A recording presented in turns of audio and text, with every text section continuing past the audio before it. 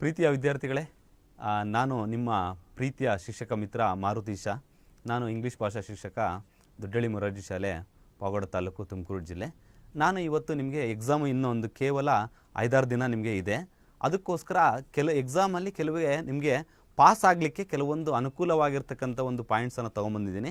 ಅದನ್ನು ನಿಮ್ಮ ಮುಂದೆ ಪ್ರಸ್ತುತಪಡಿಸ್ತೀನಿ. ನೀವೆಲ್ಲರೂ ಕೂಡ ಕೇಳಿಸ್ಕೊಂಡು ಎಕ್ಸಾಮಲ್ಲಿ ಪಾಸ್ ಆಗ್ರಿ ಅಂತ ನಿಮ್ಮೆಲ್ಲರಿಗೂ ಕೂಡ ಶುಭವನ್ನು ಹಾರೈಸಿ ಸ್ಟಾರ್ಟ್ ಮಾಡ್ತೀನಿ.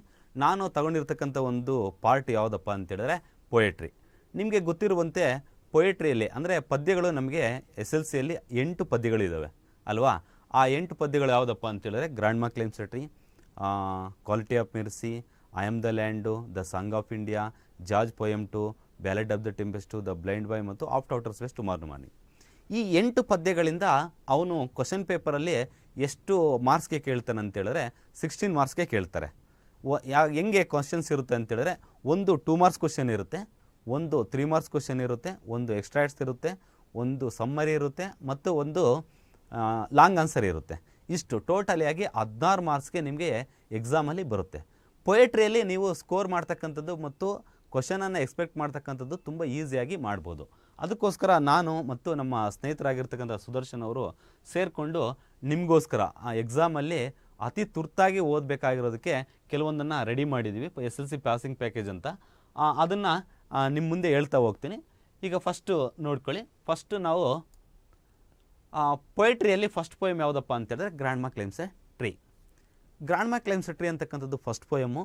ಇದು ಯಾವ ರೀತಿ ಓದ್ಕೋಬೇಕು ಅಂತೇಳಿದ್ರೆ, ಇದನ್ನು ನೀವು ಸಮ್ಮರಿಯನ್ನು ಓದ್ಕೊಂಡ್ರೆ ಸಾಕು ಅಲ್ವಾ. ಯಾಕೆ ಅಂತೇಳಿದ್ರೆ ನಾವು ತುಂಬ ಸಿಂಪಲ್ಲಾಗಿ ಈ ಒಂದು ಸಮ್ಮರಿಯನ್ನು ರೆಡಿ ಮಾಡಿದ್ದೀವಿ. ಈ ಸಮ್ಮರಿಯನ್ನು ಓದ್ಕೊಂಡು ಅದರ ಜೊತೆಗೆ ತುಂಬ ಸಿಂಪಲ್ ಆಗಿರ್ತಕ್ಕಂಥ ವರ್ಡ್ಸನ್ನು ಯೂಸ್ ಮಾಡಿ ನಾವು ಸಮ್ಮರಿಯನ್ನು ರೆಡಿ ಮಾಡಿದ್ದೀವಿ. ಎಕ್ಸಾಮಲ್ಲಿ ಇದಕ್ಕೆ ಸಂಬಂಧಪಟ್ಟಂಥ ಯಾವುದೇ ಕ್ವಶನನ್ನು ಕೂಡ ಅವರು ಕೇಳಿದ್ರು ಕೂಡ ನೀವು ಇದೇ ಸಮ್ಮರಿಯನ್ನು ಬರೀಬೇಕು. ಅರ್ಥ ಆಯ್ತಲ್ಲ. ಆ ಕ್ವಶನ್ ಬಗ್ಗೆ ತಲೆ ಕೆಡಿಸ್ಕೋಬೇಕು ಹೋಗ್ಬೇಡಿ. ನಿಮಗೆ ಗೊತ್ತಾಯ್ತಾ, ಹೌದು ಈ ಕ್ವಶನ್ನು ಗ್ರ್ಯಾಂಡ್ ಮಾ ಕ್ಲೇಮ್ಸ್ ಎ ಟ್ರೀಗೆ ಸಂಬಂಧಪಟ್ಟಿರ್ತಕ್ಕಂಥ ಪದ್ಯಕ್ಕೆ ಅಂತ ಗೊತ್ತಾದರೆ ನೀವು ಈ ಒಂದು ಸಮ್ಮರಿಯನ್ನು ಬರೆದ್ರೆ ಸಾಕು. ಈಗ ಸಮ್ಮರಿಯನ್ನು ನೋಡೋದಾದರೆ ಇಲ್ಲಿ ನೋಡಿ, the poet Ruskin Bond calls his grand mother as genius as she could climb a tree even at the age of 62. ಇಲ್ಲಿ ಪೊಯೆಟ್ ಯಾರಪ್ಪ ಅಂತೇಳಿದ್ರೆ ರಸ್ಕಿನ್ ಬಾಂಡ್. ರಸ್ಕಿನ್ ಬಾಂಡ್ ಅಂತಕ್ಕಂಥವ್ರು ಏನು ಮಾಡ್ತಾರಪ್ಪ ಅಂದರೆ ತನ್ನ ಗ್ರ್ಯಾಂಡ್ ಮದರನ್ನು ಜೀನಿಯಸ್ ಅಂತ ಕರೀತಾನೆ. ಯಾಕೆ ಅಂತೇಳಿದ್ರೆ she could climb a tree even at the age of 62. ಯಾಕೆ ಅಂತೇಳಿದ್ರೆ ಅವಳು ಯಾರು, ರಸ್ಕಿನ್ ಬಾಂಡ್ ಅವರ ಗ್ರ್ಯಾಂಡ್ ಮದರ್ ಅಂತಕ್ಕಂಥವಳು 62 ವರ್ಷ ಆಗಿದ್ರೂ ಕೂಡ ಏನು ಮಾಡ್ತಾ ಇರ್ತಾಳೆ, ಮರಗಳನ್ನು ಹತ್ತಾ ಇರ್ತಾಳೆ. ಅದಕ್ಕೋಸ್ಕರ ಜೀನಿಯಸ್ ಅಂತ ಕರೀತಾನೆ. She was fascinate to climb a tree and learnt it from her loving brother at the age of 6. ಅವಳಿಗೆ ಮರಗಳನ್ನು ಹತ್ತಕ್ಕಂಥದ್ದು ಅಂದರೆ ತುಂಬ ತುಂಬ ತುಂಬ ಇಷ್ಟ ಮತ್ತು ಅದನ್ನು ತನ್ನ ಪ್ರೀತಿಯ ಸಹೋದರನಿಂದ ಅವಳಿಗೆ ಕೇವಲ 6 ವರ್ಷ ಇದ್ದಾಗ ಅದನ್ನು ಕಲ್ತ್ಕೊತಾಳೆ. Everybody fear that granny would fall from a tree one day. ಎಲ್ಲರೂ ಭಯಪಡ್ತಿರ್ತಾರೆ, ಒಂದಲ್ಲ ಒಂದು ದಿನ ಈ ಅಜ್ಜಿ ಏನು ಮಾಡ್ತಾರೆ, ಬಿದ್ದುಬಿಡ್ತಾರೆ, ಮರಗಳಿಂದ ಹತ್ಬೇಕಾದ್ರೆ ಬಿದ್ದುಬಿಡ್ತಾರೆ ಅಂತ. ಆದರೆ ಏನಾಗುತ್ತಪ್ಪ ಅಂತೇಳಿದ್ರೆ once she claimed A tree but could not come down. ಒಂದು ಸಲ ಅವಳು ಏನು ಮಾಡ್ತಾಳೆ, ಮರವನ್ನು ಹತ್ತಾಳೆ, ಆದರೆ ಇಳಿಯೋದಕ್ಕೆ ಆಗಲ್ಲ. After the rescue the doctor recommended rest for a week. ಹೆಂಗೋ ಕಷ್ಟಪಟ್ಟು ಅವರನ್ನು ಇಳಿಸಿದ ಮೇಲೆ ಡಾಕ್ಟರ್ ಬಂದು ಏನು ಮಾಡ್ತಾರೆ, ಒಂದು ಸಜೆಷನ್ ಕೊಡ್ತಾರೆ, ಇವ್ರಿಗೆ 1 ವಾರ ರೆಸ್ಟ್ ಕೊಡಬೇಕು ಅಂತ. But for granny it was like a brief season in hell. ಆದರೆ ಆ ಬೆಡ್ ರೆಸ್ಟಲ್ಲಿ ಇರ್ತಕ್ಕಂಥದ್ದು ಗ್ರಾನಿಗೆ ಹೆಂಗಪ್ಪ ಅಂತೇಳಿದ್ರೆ ಒಂಥರ ನರ್ದಲ್ಗಿದ್ದಂಗೆ. ಅದಕ್ಕೋಸ್ಕರ she demanded a house to be built in a tree. ಅದಕ್ಕೋಸ್ಕರ ಅವಳು ಒಂದು ಡಿಮ್ಯಾಂಡನ್ನು ಮಾಡ್ತಾಳೆ, ಏನಂತ, ನನಗೆ ಮರದಲ್ಲಿ ಒಂದು ಮನೆಯನ್ನು ಕಟ್ಟಬೇಕು ಅಂತ. ಅದಕ್ಕೋಸ್ಕರ the poet's father who was dutiful fulfilled his mother's wish. ಅಂದರೆ ಇಲ್ಲಿ ಕವಿಯ ತಂದೆ ಆಗಿರ್ತಕ್ಕಂಥವರು ಒಂದು ಏನಪ್ಪ ಅಂತೇಳಿದ್ರೆ ಆ ತಾಯಿಯ ಮಾತನ್ನು ಕೇಳ್ತಕ್ಕಂಥ ಒಬ್ಬ ಡ್ಯೂಟಿಫುಲ್ ಆಗಿರ್ತಕ್ಕಂಥ ಒಂದು ಸಣ್ಣಾಗಿರೋದ್ರಿಂದ ಅವರ ತಾಯಿಯ ಒಂದು ಆಸೆಯನ್ನು ಪೂರೈಸ್ತಾರೆ. ಅಂದರೆ ಆ ಒಂದು ಏನಪ್ಪ ಅಂದರೆ ಟ್ರೀ ಹೌಸನ್ನು ನಿರ್ಮಾಣ ಮಾಡ್ತಾರೆ. ಆವಾಗ ಏನು ಮಾಡುತ್ತೆ, so granny mood up and enjoyed her olden days. ಅಲ್ಲಿಗೆ ಹೋಗಿ ಅವಳು ಆ ಒಂದು ಓಲ್ಡನ್ ಡೇಸನ್ನು ಎಂಜಾಯ್ ಮಾಡ್ತಾಳೆ. ಈ ರೀತಿಯಾಗಿ ನಾವು ತುಂಬ ಸಿಂಪಲ್ಲಾಗಿ ಒಂದು 6 to 7 ಸೆಂಟೆನ್ಸಲ್ಲಿ ಇಡೀ ಒಂದು ಪದ್ಯದ ಒಂದು ಸಮ್ಮರಿಯನ್ನು ಇಲ್ಲಿ ಮಾಡಿದ್ದೀವಿ PDF. ಈ PDF-ಅನ್ನು ನಿಮಗೆ ಕಳಿಸ್ತಾರೆ. ಇಷ್ಟನ್ನು ನೀವು ಎಕ್ಸಾಮಲ್ಲಿ ಯಾವುದೇ ಕ್ವಶನ್ ಕೇಳಿದ್ರು ಕೂಡ ಬರೆದ್ರು ಕೂಡ ನಿಮಗೆ ಡೆಫಿನೆಟಾಗಿ 4 ಮಾರ್ಕ್ಸು ಬರುತ್ತೆ. ಓಕೆ, ಈಗ ನೆಕ್ಸ್ಟು ಸೆಕೆಂಡ್ ಪೊಯಮ್ಗೆ ಹೋಗೋಣ. ಯಾವುದು ಸೆಕೆಂಡ್ ಪೊಯಮು? ಕ್ವಾಲಿಟಿ ಆಫ್ ಮೆರ್ಸಿ ಅಂತ ಇದೆ. ಓಕೆ ಮಕ್ಕಳೇ, ನಿಮ್ಮೆಲ್ಲರಿಗೂ ಗೊತ್ತು, ನಿಮ್ಮ ಇಂಗ್ಲೀಷ್ ಟೀಚರು ಹೇಳಿರ್ತಾರೆ ಏನಪ್ಪ ಅಂತೇಳಿದ್ರೆ ಕ್ವಾಲಿಟಿ ಆಫ್ ಮೆರ್ಸಿ ಅಂತಕ್ಕಂಥದ್ದು ಮೆಮೊರೈಸೇಷನ್ ಪೊಯಮ್ಮು. ಅದಕ್ಕೋಸ್ಕರ ಈ ಒಂದು ಪದ್ಯದ ಬಗ್ಗೆ ನಾವು ಏನೂ ಕೂಡ ಎಕ್ಸ್ಪ್ಲೇನ್ ಮಾಡೋಂತಕ್ಕಂಥದ್ದು ಅವಶ್ಯಕತೆ ಇಲ್ಲ. ಯಾಕೆ ಅಂತ ಹೇಳಿದ್ರೆ ಅದಾಗಲೇ ಬ್ರ್ಯಾಕೆಟಲ್ಲಿ ಆಲ್ರೆಡಿ ನಾವು ಕೊಟ್ಟಿದ್ದೀವಿ ಏನಂತ, ಅದು ಮೆಮೊರೈಸೇಷನ್ ಪೊಯಮ್ ಅಂತ. ನೀವೇನು ಮಾಡಬೇಕಂದ್ರೆ ಈ ಪದ್ಯವನ್ನು ಕಂಠಪಾಠ ಮಾಡಿ ಬಯಾಟ್ ಮಾಡಿ ಅದನ್ನೇ ಎಕ್ಸಾಮಲ್ಲಿ ಸೇಮ್ ಬರೀರಿ. ಮೆಮೊರೈಸೇಷನ್ ಪೊಯಮ್ಗೆ ನಿಮಗೆ 4 ಮಾರ್ಕ್ಸ್ ಬರುತ್ತೆ. ಈಗ ನೆಕ್ಸ್ಟು ಪೊಯಮ್ ಇರ್ತಕ್ಕಂಥದ್ದು ಯಾವುದಪ್ಪ ಅಂದರೆ ಐ ಆಮ್ ದ ಲ್ಯಾಂಡ್. ನಿಮಗೆ ಗೊತ್ತು ಐ ಆಮ್ ದ ಲ್ಯಾಂಡ್ ಅಂತಕ್ಕಂಥದ್ದು ನೋಡೋದಕ್ಕೆ ತುಂಬ ಚಿಕ್ಕದಾಗಿದ್ರೂ ಕೂಡ ಅದು ತುಂಬ ಸುಂದರವಾಗಿರ್ತಕ್ಕಂಥ ಮತ್ತು ಮೀನಿಂಗ್ಫುಲ್ ಆಗಿರ್ತಕ್ಕಂಥ ಒಂದು ಪದ್ಯ. ಈ ಒಂದು ಪದ್ಯದಲ್ಲಿ ಏನಪ್ಪ ಥೀಮ್ ಇದೆ ಅಂತ ಹೇಳಿದ್ರೆ ನಿಮ್ಮೆಲ್ಲರಿಗೂ ಗೊತ್ತಿರುವಂತೆ I am the land. I am the land ಅಂತ ಹೇಳಿದ್ರೆ ನಾನು ಭೂಮಿ. ನಾನು ಭೂಮಿ ಅಂತಂದರೆ ಯಾರು? ಈ ಒಂದು ಪದ್ಯದಲ್ಲಿ ಹೇಳ್ತಕ್ಕಂಥ ಒಂದು ಕ್ಯಾರೆಕ್ಟರ್ ಯಾರಪ್ಪ ಅಂತೇಳಿದ್ರೆ ಭೂಮಿ. ಕವಿ ಏನು ಮಾಡ್ಕೊಂಡಿದ್ದಾರೆ ಅಂತೇಳಿದ್ರೆ ಈ ಒಂದು ಪದ್ಯದಲ್ಲಿ ಬರ್ತಕ್ಕಂಥ ಒಂದು ಸ್ಪೀಕರು ಭೂಮಿನೇ ಅಂದುಕೊಂಡು ಈ ಒಂದು ಪದ್ಯವನ್ನು ಬರೆದಿದ್ದಾರೆ. ಇದು ಕೂಡ ತುಂಬ ಸಿಂಪಲ್ ಆಗಿದೆ. ಏನು ಇಲ್ಲಿ ಏನಪ್ಪ ಥೀಮ್ ಅಂತೇಳಿದ್ರೆ the speaker in the poem is the land or mother earth. ಈ ಒಂದು ಪೊಯಮಲ್ಲಿ ಬರ್ತಕ್ಕಂಥ ಸ್ಪೀಕರ್ ಯಾರಪ್ಪ ಅಂತೇಳಿದ್ರೆ ಲ್ಯಾಂಡು, ಭೂಮಿ ಅಥವಾ ಭೂತಾಯಿ. ಆ ಒಂದು ಭೂತಾಯಿ ಒಂದು ಪದ್ಯದಲ್ಲಿ ಏನು ಹೇಳುತ್ತೆ ಜನರಿಗೆ ಅಂತೇಳಿದ್ರೆ it tells that she waits with patience when people claim that the land belongs to them. ಇಲ್ಲಿ ಏನು ಹೇಳುತ್ತೆ ಅಂತೇಳಿದ್ರೆ ಈ ಒಂದು ಪದ್ಯದಲ್ಲಿ ಹೈಲೈಟ್ ಆಗಿ ಏನಪ್ಪ ಅಂತೇಳಿದ್ರೆ ವೈಟ್ ಅಂತಕ್ಕಂಥ ಒಂದು ಪದ ಸುಮಾರು 5 to 6 ಟೈಮ್ಸು ರಿಪೀಟ್ ಆಗುತ್ತೆ. ಯಾಕಪ್ಪ ಅಂತೇಳಿದ್ರೆ ಆ ಒಂದು ಅದು ಏನೇನು ಹೇಳುತ್ತೆ ಅಂತಂದರೆ ಶಿ ವೈಟ್ಸ್ ವಿತ್ ಪೇಷನ್ಸ್, ನಾನು ತಾಳ್ಮೆಯಿಂದ ಕಾಯ್ತೀನಿ. ಯಾವಾಗ ಜನರು ಹೇಳ್ತಾರೆ ಏನಂತ, ಈ ಭೂಮಿ ನಮ್ಮದು, ಈ ಸೈಟ್ ನಂದು ಅಂತ ಹೇಳಿದಾಗ ಏನು ಮಾಡ್ತಾರಪ್ಪ ಅಂತ ಹೇಳಿದ್ರೆ ಆ ಒಂದು ಹೇಳಿದಾಗ ನಾನು ಅದನ್ನು ತಾಳ್ಮೆಯಿಂದ ನಾನು ಸಹಿಸ್ಕೊತೀನಿ. ಪೀಪಲ್ ಫ್ಲೋ ದ ಲ್ಯಾಂಡ್, ಜನರು ಏನು ಮಾಡ್ತಾರೆ ಭೂಮಿಯನ್ನು ಉಳುಮೆ ಮಾಡ್ತಾರೆ. ಪ್ಲ್ಯಾಂಟ್ ಟ್ರೀಸ್, ಮರಗಳನ್ನು ಬೆಳೆಸ್ತಾರೆ, ಆಮೇಲೆ ಹಣ್ಣುಗಳನ್ನು ಬೆಳೀತಾರೆ, ಹುಲ್ಲನ್ನು ಬೆಳೀತಾರೆ. ಇಷ್ಟೆಲ್ಲ ಮನುಷ್ಯನು ಮಾಡಿದಾಗಲೂ ಕೂಡ ನಾನೇನು ಮಾಡ್ತೀನಪ್ಪ ಅಂತೇಳಿದ್ರೆ ಕಾಮಾಗಿ ಇರ್ತೀನಿ. ಈಗ ಥರ್ಡ್ ಪೊಯಮ್ ಬರೋಣ. I am the land. I am the land ಅಂತೇಳಿದ್ರೆ ನಾನು ಭೂಮಿ. ಇದು ನೋಡೋದಕ್ಕೆ ತುಂಬ ಚಿಕ್ಕದಾಗಿರ್ತಕ್ಕಂಥ ಪೊಯಮ್ಮು, ಆದರೆ ಇದು ಎಕ್ಸಾಮ್ಗೆ ವೆರಿ ಇಂಪಾರ್ಟೆಂಟು ಮತ್ತು ತುಂಬ ಸಿಂಪಲ್ ಆಗಿದೆ, ಮೀನಿಂಗ್ಫುಲ್ ಆಗಿರ್ತಕ್ಕಂಥ ಒಂದು ಪೊಯಮ್ ಇದು. ಇದು ಸಮ್ಮರಿಯನ್ನು ನಾವು ಏನು ಮಾಡಿದ್ದೀವಪ್ಪ ಅಂದರೆ 5 to 6 ಸೆಂಟೆನ್ಸಲ್ಲಿ ನಾವು ಇದನ್ನು ರೆಡಿ ಮಾಡಿದ್ದೀವಿ. ಇದು ನಿಮಗೆ ತುಂಬ ಸಿಂಪಲ್ಲಾಗಿ ಎಕ್ಸ್ಪ್ಲೈನ್ ಕೂಡ ಮಾಡ್ತೀನಿ. ಇಲ್ಲಿ the speaker in the poem is the land or mother earth. ಈ ಒಂದು ಪೊಯಮಲ್ಲಿ ಮಾತಾಡ್ತಕ್ಕಂಥವ್ರು ಅಂದರೆ ಈ ಪೊಯಮಲ್ಲಿ ಹೇಳ್ತಕ್ಕಂಥವ್ರು ಯಾರಪ್ಪ ಅಂತೇಳಿದ್ರೆ ಲ್ಯಾಂಡ್ ಅಂದರೆ ಯಾವುದು? ಭೂಮಿ, ಅದು ಅಥವಾ ಮದರ್ ಅರ್ತ್ ಅಂತ ಹೇಳಿದ್ದೀವಿ. ಈ ಒಂದು ಪೊಯಮಲ್ಲಿ ಬರ್ತಕ್ಕಂಥ ಥೀಮ್ ಏನಪ್ಪ ಅಂತೇಳಿದ್ರೆ ಭೂತಾಯಿಗೆ ಎಷ್ಟು ಪೇಷನ್ಸ್ ಇದೆ ಅಂತಕ್ಕಂಥದ್ದು ಅದು ಹೇಳುತ್ತೆ. ಅಂದರೆ ಅದು ಅಂದರೆ ಯಾವುದು? ಲ್ಯಾಂಡ್ ಅಥವಾ ಮದರ್ ಅರ್ತ್ ಹೇಳುತ್ತೆ that she waits with patience when people claim that the land belongs to them. ಜನರು ಹೇಳ್ತಾರೆ ಈ ಭೂಮಿ ನಂದು, ಈ ಸೈಟ್ ನಂದು, ಈ ಮನೆ ನಂದು ಅಂತ ಜನರು ಏನು ಮಾಡ್ತಾರಪ್ಪ ಅಂದರೆ ಹಕ್ಕನ್ನು ಸಾಧಿಸಿದಾಗ ಆ ಭೂತಾಯಿ ಅಂತಕ್ಕಂಥದ್ದು ಏನು ಮಾಡುತ್ತಪ್ಪ ಅಂತೇಳಿದ್ರೆ ತಾಳ್ಮೆಯಿಂದ ಕಾಯುತ್ತೆ. ಜನರು ಏನೇನು ಮಾಡ್ತಾರೆ? ಪೀಪಲ್ ಫ್ಲೋ ದ ಲ್ಯಾಂಡ್, ಜನರು ಭೂಮಿಯನ್ನು ಉಳುಮೆ ಮಾಡ್ತಾರೆ, ಪ್ಲ್ಯಾಂಟ್ ಟ್ರೀಸ್, ಮರಗಳನ್ನು ಬೆಳೀತಾರೆ, ಹಣ್ಣುಗಳನ್ನು ಬೆಳೀತಾರೆ, ಹುಲ್ಲನ್ನು ಬೆಳೀತಾರೆ. ಅಂದರೆ ಮನುಷ್ಯ ಅಂತಕ್ಕಂಥವನು ಭೂಮಿಯ ಮೇಲೆ ಇಂಥ ಒಂದು ಕೃತ್ಯಗಳನ್ನು ಮಾಡ್ತಾನೆ.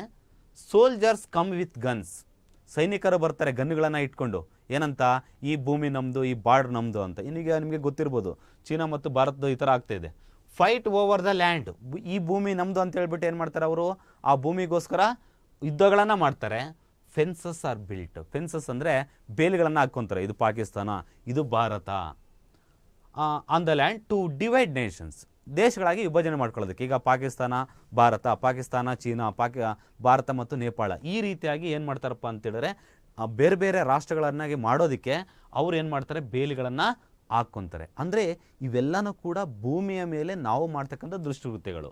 But mother earth marks at the people's behaviour with a tone of self assertion. ಇದು ವೆರಿ ಇಂಪಾರ್ಟೆಂಟು.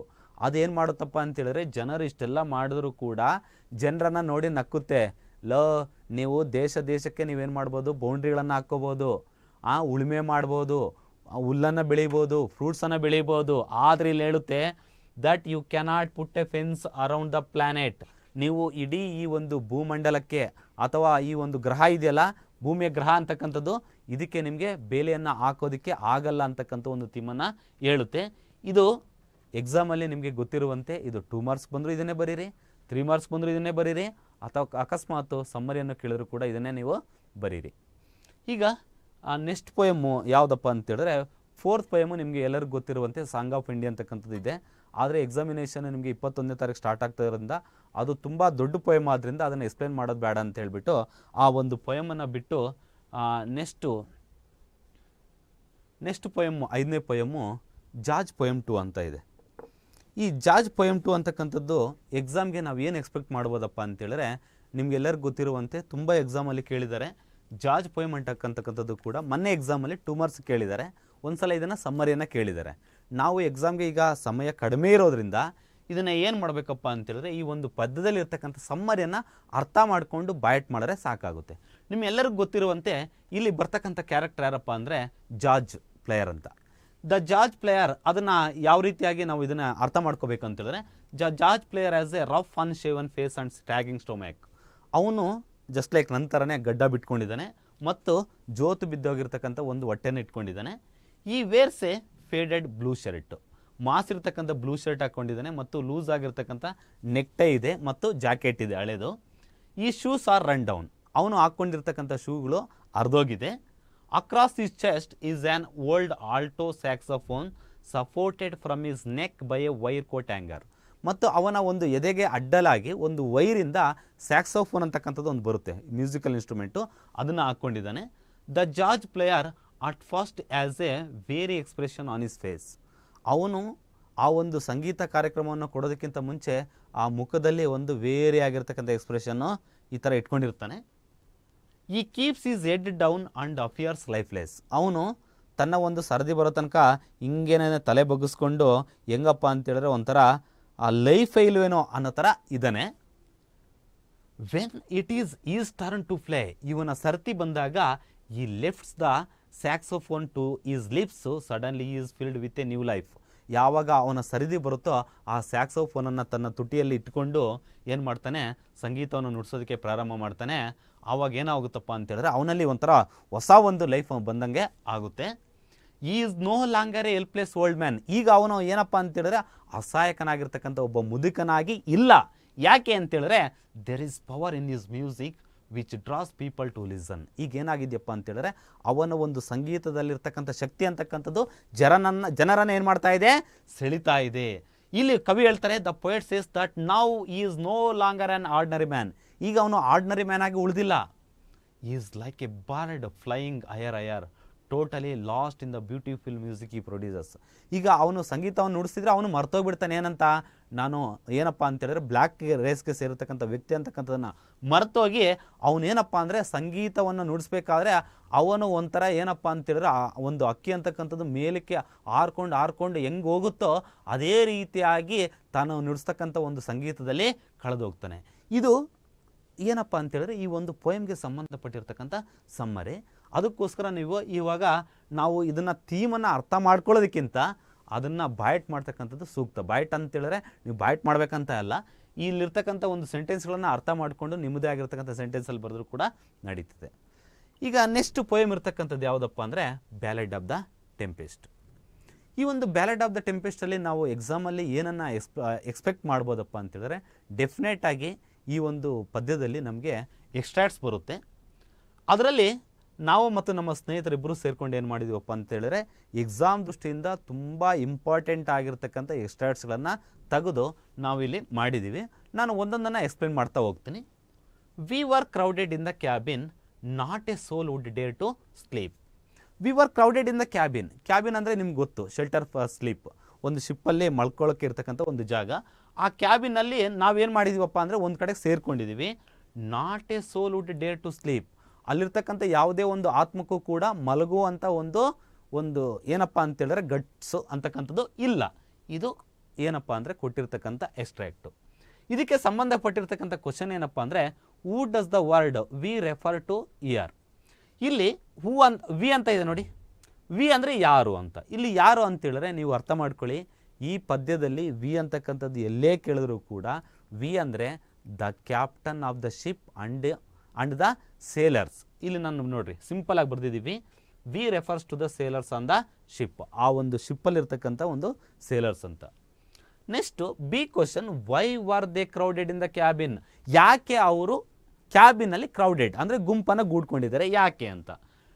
ಇದು ಅಷ್ಟೇ very simple. One night the ship was caught in a violent storm. ಒಂದು ಭಯಾನಕವಾಗಿರ್ತಕ್ಕಂಥ ಬಿರುಗಾಳಿಗೆ ಆ ಒಂದು ಶಿಪ್ ಅಂತಕ್ಕಂಥದ್ದು ಸಿಗಾಕೊಂಡಿರುತ್ತೆ.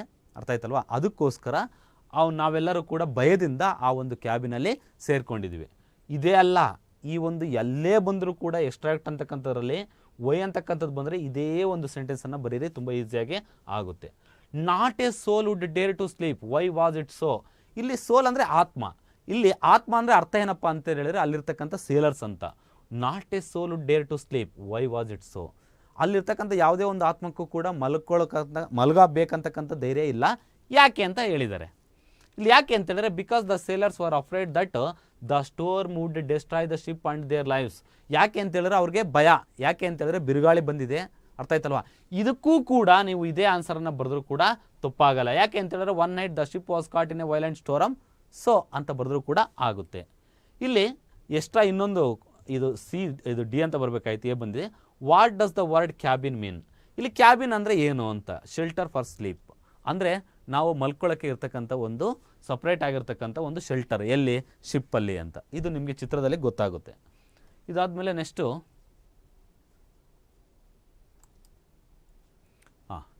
It is a fearful thing in winter to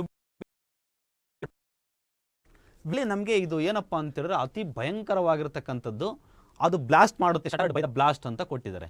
ಇಲ್ಲಿ fearful ಆಗಿರ್ತಕ್ಕಂಥ ಥಿಂಗ್ ಅಂದರೆ ಏನು ಅಂತ, ಏನಪ್ಪ ಅಂತೇಳಿದ್ರೆ to be caught in a fear storm at sea in is the fearful thing. Fearful thing ಅಪ್ಪ ಏನಪ್ಪ ಅಂದರೆ ಬಿರುಗಾಳಿಗೆ ಶಿಪ್ ಅಂತಕ್ಕಂಥದ್ದು ಎಲ್ಲಿ ಒಡ್ಕೊಂಡು ಹೋಗುತ್ತೆ ಅಂತಕ್ಕಂಥದ್ದೇ ಒಂದು ಫಿಯರ್ಫುಲ್ ಆಗಿರ್ತಕ್ಕಂಥ thing. How did it effect the sailor. ಈ ಫಿಯರ್ಫುಲ್ ಥಿಂಗ್ ಅಂತಕ್ಕಂಥದ್ದು ಏನು ಎಫೆಕ್ಟ್ ಮಾಡುತ್ತೆ ಅಂದರೆ the sailors lay awake saying a silent prayer in the dark. ಅದರಿಂದ ಏನು ಎಫೆಕ್ಟ್ ಆಯಿತು ಅಂದರೆ ಅವ್ರು ಯಾರೂ ಕೂಡ ಮಲಗಲಿಲ್ಲ. What does shutter mean. Shutter ಅಂದರೆ ಏನಪ್ಪ ಅಂದರೆ ಟು ಬ್ರೇಕ್ ಅಪಾರ್ಟ್, ಚೂರು ಚೂರು ಆಗ್ತಕ್ಕಂಥದ್ದು ಅಂತ. ನೆಕ್ಸ್ಟು ಥರ್ಡ್ನೇದು so we shuddered there in silence for the stoutest held his breath. ನಾವೆಲ್ಲರೂ ಕೂಡ ಒಂದು ಸೈಲೆನ್ಸಲ್ಲಿ ಏನಪ್ಪ ಅಂತ ಹೇಳಿದ್ರೆ ಉಸಿರನ್ನು ಬಿಗಿಟ್ಕೊಂಡು ಇದ್ದೀವಿ. ನೋಡಿ ಆಗಲೇ ಹೇಳಿದೆ ನಾನು, who does we refer to ಅಂತ. ವಿ ಅಂದರೆ ಯಾರು, ನಾವು ಅಂದರೆ ಯಾರು, ಅಲ್ಲಿರ್ತಕ್ಕಂಥ ಸೀಮೆನ್ ಅಥವಾ ಸೇಲರ್ಸ್ ಅಥವಾ the captain of the ship and the sailors ಅಂತಲೂ ಕೂಡ ಹೇಳ್ಬೋದು. Next what does stove test mean in the contest. ಇಲ್ಲಿ ಸ್ಟೌ ಟೆಸ್ಟ್ ಅಂದರೆ ಏನು ಅಂತ, ವೆರಿ ಸ್ಟ್ರಾಂಗ್ ಆ್ಯಂಡ್ ಡಿಟರ್ಮಿನೆಂಡ್, ಅಂದರೆ ಅವರು ಸ್ಟ್ರಾಂಗ್ ಮತ್ತು ಡಿಟರ್ಮೈನ್ಡ್ ಮೈಂಡನ್ನು ಇಟ್ಕೊಂಡು ಅವರೆಲ್ಲರೂ ಕೂಡ ಅಲ್ಲಿ ಏನಾಗಿರ್ತಾರಪ್ಪ ಅಂದರೆ ಒಂದು ಕಡೆಗೆ ಇರ್ತಾರೆ. Why did he hold his breath. Why did he hold his breath. ಯಾಕೆ ಅವರು ತಮ್ಮ ಒಂದು ಉಸಿರನ್ನು ಬಿಗಿ ಹಿಡಿದು ಇರ್ತಾರೆ ಅಂತ.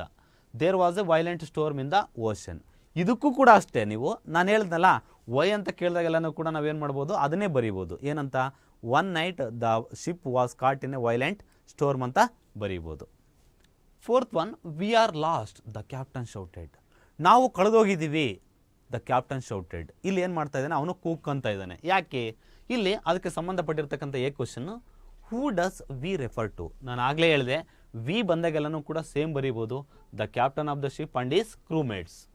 B question, why did the captain say this. ಯಾಕೆ ಅವನು ಹೇಳ್ತಾನೆ ವಿ ಆರ್ ಲಾಸ್ಟ್ ಅಂತ ಯಾಕೆ ಹೇಳ್ತಾನೆ, the storm was very fierce. ಇದನ್ನು ಬರೀಲೇಬೇಡಿ, ಸೇಮ್ ಅದನ್ನೇ ಬರೀರಿ. One night the ship was caught in a violent storm ಅಂತ. How did his daughter react to the situation. We are lost ಅಂತ ಹೇಳಿದಾಗ ಆ ಒಂದು ಶಿಪ್ಪಲ್ಲಿರ್ತಕ್ಕಂಥ ಕ್ಯಾಪ್ಟನ್ ಡಾಟರ್ ಏನಂತ ಹೇಳ್ತಾಳೆ, ಈಸ್ ಡಾಟರ್ ರಿಮೈಂಡ್ ಕಾಮ್. ಅವಳು ಹೇಳ್ತಾಳೆ ಅಪ್ಪ ಶಾಂತವಾಗಿರೋ. Holding her father's hand she asked if God could protect them on land would he not protect them on sea. ಅಂದರೆ ಭೂಮಿಯ ಮೇಲೆ ಕಾಪಾಡ್ತಕ್ಕಂಥ ದೇವರು ನೀರಿನಲ್ಲಿ ನಮ್ಮನ್ನು ಕಾಪಾಡಲ್ವಾ ಅಂತ ಅವಳು ಹೇಳ್ತಾಳೆ. ಇದು next, but his little daughter whispered as she took his icy hand. ಅವರ ಅಪ್ಪನ ಒಂದು ಥಂಡಿಯಾಗಿರ್ತಕ್ಕಂಥ ಕೈಯನ್ನು ಇಟ್ಕೊಂಡು ಆ ಒಂದು ಕ್ಯಾಪ್ಟನ್ನ ಮಗಳು ವಿಸ್ಪರ್ಡ್, ಪಿಸುಗುಡ್ತಾಳೆ. ಇದು ಎಕ್ಸ್ಟ್ರಾಕ್ಟು, ಅದಕ್ಕೆ ಸಂಬಂಧಪಟ್ಟಿರ್ತಕ್ಕಂಥ question. Whose daughter was she. ಅಲ್ಲಿ ಬರ್ತಕ್ಕಂಥ ಡಾಟರು ಯಾರು ಅಂತ, ಯಾರು ಅಂತೇಳಿದ್ರೆ ಆ ಶಿಪ್ಪಲ್ಲಿರ್ತಕ್ಕಂಥ ಕ್ಯಾಪ್ಟನ್ನ ಮಗಳು. What did she say to him. ಅವಳು ಏನು ಹೇಳ್ತಾಳೆ, ಆ ಒಂದು ಟೆಕ್ಸ್ಟ್ ಬುಕ್ಕಲ್ಲೇ ಇದೆ, is not God upon the ocean just the same as on the land ಅಂತ ಇದೆ. ಅಂದರೆ ಭೂಮಿಯ ಮೇಲೆ ಕಾಪಾಡ್ತಕ್ಕಂಥ ದೇವರು ನಮ್ಮನ್ನು ನೀರಿನ ಮೇಲೆ ಕಾಪಾಡ್ತಕ್ಕಂಥ ದೇವರು ಒಂದೇ ಅಲ್ವಾ, ಅಂದರೆ ಅಲ್ಲೂ ಕೂಡ ನಮ್ಮನ್ನು ಕಾಪಾಡ್ತಾನೆ ಅಂತ. What was the effect of her words. ಅವಳು ಆ ಥರ ಹೇಳಿದ್ದಕ್ಕೆ ಏನು ಎಫೆಕ್ಟ್ ಆಯ್ತಪ್ಪ ಅಂದರೆ the crewmates regained faith and reached the shore safely. ಆ ಒಂದು ಚಿಕ್ಕ ಮಗು ಆ ಥರ ಹೇಳಿದ್ದಕ್ಕೆ ಏನಾಗುತ್ತಪ್ಪ ಅಂತೇಳಿದ್ರೆ ಎಲ್ಲರೂ ಕೂಡ ಕಳ್ಕೊಂಡಿರ್ತಕ್ಕಂಥ ವಿಶ್ವಾಸವನ್ನು ಮತ್ತೆ ಪಡ್ಕೊಂಡು ಅವರು ಒಂದು ಸಮುದ್ರ ತೀರವನ್ನು ತುಂಬ ಸೇಫಾಗಿ ಸೇರ್ತಾರೆ. ಸೇಮ್ ಅವಳು ಹೇಳಿರ್ತಕ್ಕಂಥ ಡೈಲಾಗೆ, is not God upon the ocean just the same as on the land. ಅಂದರೆ ಭೂಮಿಯ ಮೇಲೆ ಕಾಪಾಡ್ತಕ್ಕಂಥ ದೇವರು ನೀರಿನ ಮೇಲೆ ಕಾಪಾಡ್ತಕ್ಕಂಥ ದೇವರು ಒಂದೇ ಅಲ್ವಾ, ಅಂದರೆ ಅಲ್ಲೂ ಕಾಪಾಡಲ್ವಾ ಅಂತ. ಇಲ್ಲಿ who is the speaker here? The captain's little daughter. Captain ಅಲ್ಲ, little daughter. When was this said? When the captain lost his confidence as the ship was caught in a storm. ಅಂದರೆ ಆ ಒಂದು ಶಿಪ್ ಅಂತಕ್ಕಂಥದ್ದು ಬಿರುಗಾಳಿಗೆ ಸಿಕ್ಕಿ ಅವರ ತಂದೆ ಕಾನ್ಫಿಡೆನ್ಸನ್ನು ಕಳೆದುಕೊಂಡು V are lost ಅಂತ ಹೇಳಿದಾಗ ಈ ಹುಡುಗಿ ಆ ಮಾತನ್ನು ಹೇಳ್ತಾಳೆ. ಇಲ್ಲ ಅಂತೇಳಿದ್ರೆ ಒನ್ ನೈಟ್ ಅಂತ ಇದೆಯಲ್ಲ, ಅದನ್ನು ಕೂಡ ಬರೀಬೋದು. What was the result of these words? ಅವಳು ಈ ಥರ ಹೇಳ್ತಾಳಲ್ಲ, is not God upon the ocean just the same as the land ಅಂತ. ಅದರಿಂದ ಏನು ಪರಿಣಾಮ ಆಗುತ್ತೆ ಅಂದರೆ, the sailors regained their hopes and faith in God and reach the shore safely.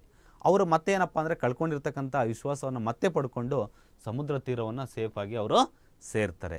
ನೋಡಿರಿ, ನೀವೊಂದು ಅರ್ಥ ಮಾಡ್ಕೊಳ್ಳಿ, ಬ್ಯಾಲೆಡ್ ಆಫ್ ದ ಟೆಂಪೆಸ್ಟಲ್ಲಿ ಬರ್ತಕ್ಕಂಥ ಕ್ಯಾರೆಕ್ಟರ್ಸ್ ಯಾರ್ಯಾರು ಅಂತೇಳಿದ್ರೆ, ಅಲ್ಲಿ ಡೈಲಾಗ್ಸ್ ಹೇಳಿರ್ತಕ್ಕಂಥದ್ದು ವಿ ಆರ್ ಲಾಸ್ಟ್ ಅಂತ ಒಂದಿದೆ, ಅದು ದ ಕ್ಯಾಪ್ಟನ್ ಶೌಟೆಡ್.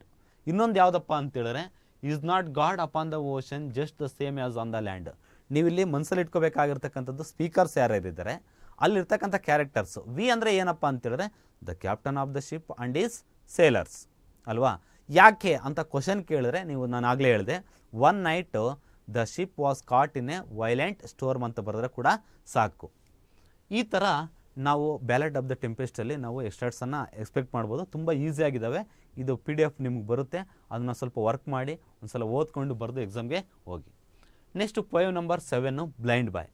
ಇದು ಮೆಮೊರೈಸೇಷನ್ ಪೊಯಮು. ಇದ್ರ ಬಗ್ಗೆ ಎಕ್ಸ್ಪ್ಲನೇಷನ್ ನಮಗೆ ಈಗ ಅವಶ್ಯಕತೆ ಇಲ್ಲ. ಇದು ಕೂಡ ಏನಪ್ಪ ಅಂತೇಳಿದ್ರೆ ಚಾಯ್ಸ್ ಇರುತ್ತೆ, ಕ್ವಾಲಿಟಿ ಆಫ್ ಮೆರ್ಸಿ ಆದರೂ ಕಲ್ತ್ಕೊಳ್ಳಿ, ಇಲ್ಲ ಅಂತೇಳಿದ್ರೆ ಬ್ಲೈಂಡ್ ಬಾಯ್ ಅಂತ. ಯಾವುದು ನಿಮಗೆ ಇಷ್ಟ ಆಗುತ್ತೋ, ಈಸಿ ಅನಿಸುತ್ತೋ ಅದನ್ನು ನೀವು ಕಲ್ತ್ಕೊಳ್ಳಿ. ನೆಕ್ಸ್ಟ್ ಇರ್ತಕ್ಕಂಥದ್ದು ಏನಪ್ಪ ಅಂತೇಳಿದ್ರೆ 8ನೇ ಪೊಯಮ್ಮು. ಈ ಒಂದು ಪೊಯಮಲ್ಲಿ ನಾವು ಏನು ಎಕ್ಸ್ಪೆಕ್ಟ್ ಮಾಡ್ಬೋದು ಎಕ್ಸಾಮ್ಗೆ ಅಂತೇಳಿದ್ರೆ, ಈ ಒಂದು ಪೊಯಮಲ್ಲಿ 2 ಮಾರ್ಕ್ಸ್ಗೆ ಕ್ವಶನ್ನು ಬರುತ್ತೆ. ಅದಕ್ಕೋಸ್ಕರ ನಾವು ಪ್ರತಿಯೊಂದು ಸ್ಟ್ಯಾಂಡರ್ಡಲ್ಲೂ ಕೂಡ ತುಂಬ ಸಿಂಪಲ್ ಆಗಿರ್ತಕ್ಕಂಥ ಒಂದು ಕ್ವಶನ್ನು ಮತ್ತು ಆನ್ಸರ್ನ ರೆಡಿ ಮಾಡಿದ್ದೀವಿ. ಇಲ್ಲಿ ಫಸ್ಟ್ ಕ್ವಶನ್ ನಿಮಗೆ ಗೊತ್ತು, after outer space tomorrow morning ಅಂದರೆ ನಾಳೆ ಬೆಳಗ್ಗೆ ನಾನು ಎಲ್ಲಿಗೆ ಹೋಗ್ತೀನಿ, ಅಂತರಿಕ್ಷಕ್ಕೆ ಹೋಗ್ತೀನಿ ಅಂತ. ಇಲ್ಲಿ ಫಸ್ಟ್ ಕ್ವಶನ್ ನೋಡ್ತಾ ಹೋಗೋಣ.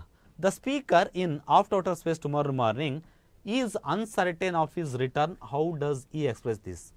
ಅವನು ಅಂತರಿಕ್ಷಕ್ಕೆ ಹೋಗ್ತಾನಲ್ಲ, ಅವನೇನು ಮಾಡ್ತಾನಪ್ಪ ಅಂತೇಳಿದ್ರೆ, ಅಲ್ಲಿ ಏನು ಮಾಡ್ತಾನೆ ಅಂತೇಳಿದ್ರೆ, ನಾನು ವಾಪಸ್ ಬರ್ತಕ್ಕಂಥದ್ದು ಡೌಟು ಅಂತಕ್ಕಂಥದ್ದನ್ನು ಎಕ್ಸ್ಪ್ರೆಸ್ ಮಾಡ್ತಾನೆ. ಅದು ಹೆಂಗೆ ಗೊತ್ತಾಗುತ್ತೆ ಅಂತ. ಅಥವಾ as the astronaut is flying out of the earth, he has doubts about his return, how does he convey this? ಅವನು ಏನಪ್ಪ ಅಂತೇಳಿದ್ರೆ, ಆಫ್ಟರ್ ಔಟರ್ ಸ್ಪೇಸ್ ಟುಮಾರೋ ಮಾರ್ನಿಂಗಲ್ಲಿ ಅವನು ಹೇಳ್ತಾ ಇರ್ತಾನೆ, ನಾಳೆ ನಾನು ಹೋಗ್ತೀನಿ ಬೆಳಗ್ಗೆ ಅಂತರಿಕ್ಷಕ್ಕೆ ಅಂತ. ಆದರೆ ಅವನು ಫಸ್ಟ್ ಸ್ಟ್ಯಾಂಡಲ್ಲಿ ಕೆಲವೊಂದು ವರ್ಡ್ಸನ್ನು ಹೇಳ್ತಾನೆ. ಅದರಿಂದ ನಮಗೇನು ಗೊತ್ತಾಗುತ್ತಪ್ಪ ಅಂದರೆ, ಅವನು ಅಂತರಿಕ್ಷಕ್ಕೆ ಹೋಗಿರ್ತಕ್ಕಂಥವನು ಬರ್ತಕ್ಕಂಥದ್ದು ಡೌಟು ಅಂತ. ನಿಮಗೆ ಗೊತ್ತು, ಕಲ್ಪನಾ ಅಂತಕ್ಕಂಥವ್ರು ಏನು ಮಾಡಿದ್ರು, ಅಂತರಿಕ್ಷಕ್ಕೆ ಹೋದಾಗ ಬರಬೇಕಾದ್ರೆ ಏನಾಯಿತು, ಅವರು ಸತ್ತೋದ್ರು ಆಕ್ಸಿಡೆಂಟಾಗಿ. ಅದೇ ರೀತಿಯಾಗಿ ಇವನು ಕೂಡ ನಾನು ಬರ್ತಕ್ಕಂಥದ್ದು ಡೌಟ್ ಅಂತ ಹೇಳ್ತಾನೆ. ಆ ಡೌಟ್ ಅಂತ ಹೇಳ್ಬೇಕಾದ್ರೆ ಯಾಕೆ ನಮ್ಗೆ ಹೆಂಗೆ ಗೊತ್ತಾಗುತ್ತೆ ಅಂತ ಅವನು ಪೊಯಮಲ್ಲಿ ಸ್ಟಾರ್ಟಿಂಗಲ್ಲಿ ಫಸ್ಟ್ ಸ್ಟೇಜ್ನಲ್ಲಿ ಹೇಳ್ತಾನೆ ಏನಂತ, ಈ says that people of the earth could start the count down and take A look at him. ಅವನು ಹೇಳ್ತಾನೆ ಜನರಿಗೆ, ಕೌಂಟ್ ಡೌನ್ ಸ್ಟಾರ್ಟ್ ಮಾಡಿರಿ and take A last look at him. ನನ್ನನ್ನು ಕೊನೆಯ ಬಾರಿಗೆ ಬಂದು ನೋಡ್ಕೊಂಡು ಹೋಗ್ರಿ. ಕೊನೆಯ ಬಾರಿಗೆ ಬಂದು ನೋಡ್ಕೊಂಡ್ರೆ ಅರ್ಥ ಏನಪ್ಪ ಅಂದರೆ, ನಾನು ವಾಪಸ್ ಆದ್ರೆ ಬರ್ಬೋದು, ಇಲ್ಲಾಂದರೆ ಬಿಡ್ಬೋದು ಅಂತ. ಆಮೇಲೆ ಹೇಳ್ತಾನೆ, they could cross out his name from their telephone book. ಅಂತರಿಕ್ಷಕ್ಕೆ ಹೋಗ್ತಾ ಇದ್ದೀನಿ, ನನ್ನ ಒಂದು ಟೆಲಿಫೋನ್ ನಂಬರ್ ಇರುತ್ತಲ್ಲ, ಅದನ್ನು ನೀವೇನು ಮಾಡಬೇಕಂದ್ರೆ ಕ್ರಾಸ್ ಔಟ್ ಮಾಡಿ, ಅಂದರೆ ತೆಗ್ದಾಕಿ ಅಂತ. ಇದರಿಂದ ನಮಗೇನು ಗೊತ್ತಾಗುತ್ತಪ್ಪ ಅಂದರೆ, ಅವನು ವಾಪಸ್ ಬರ್ತಕ್ಕಂಥದ್ದು ಡೌಟ್ ಅಂತಕ್ಕಂಥದ್ದು ಇದರಿಂದ ಗೊತ್ತಾಗುತ್ತೆ.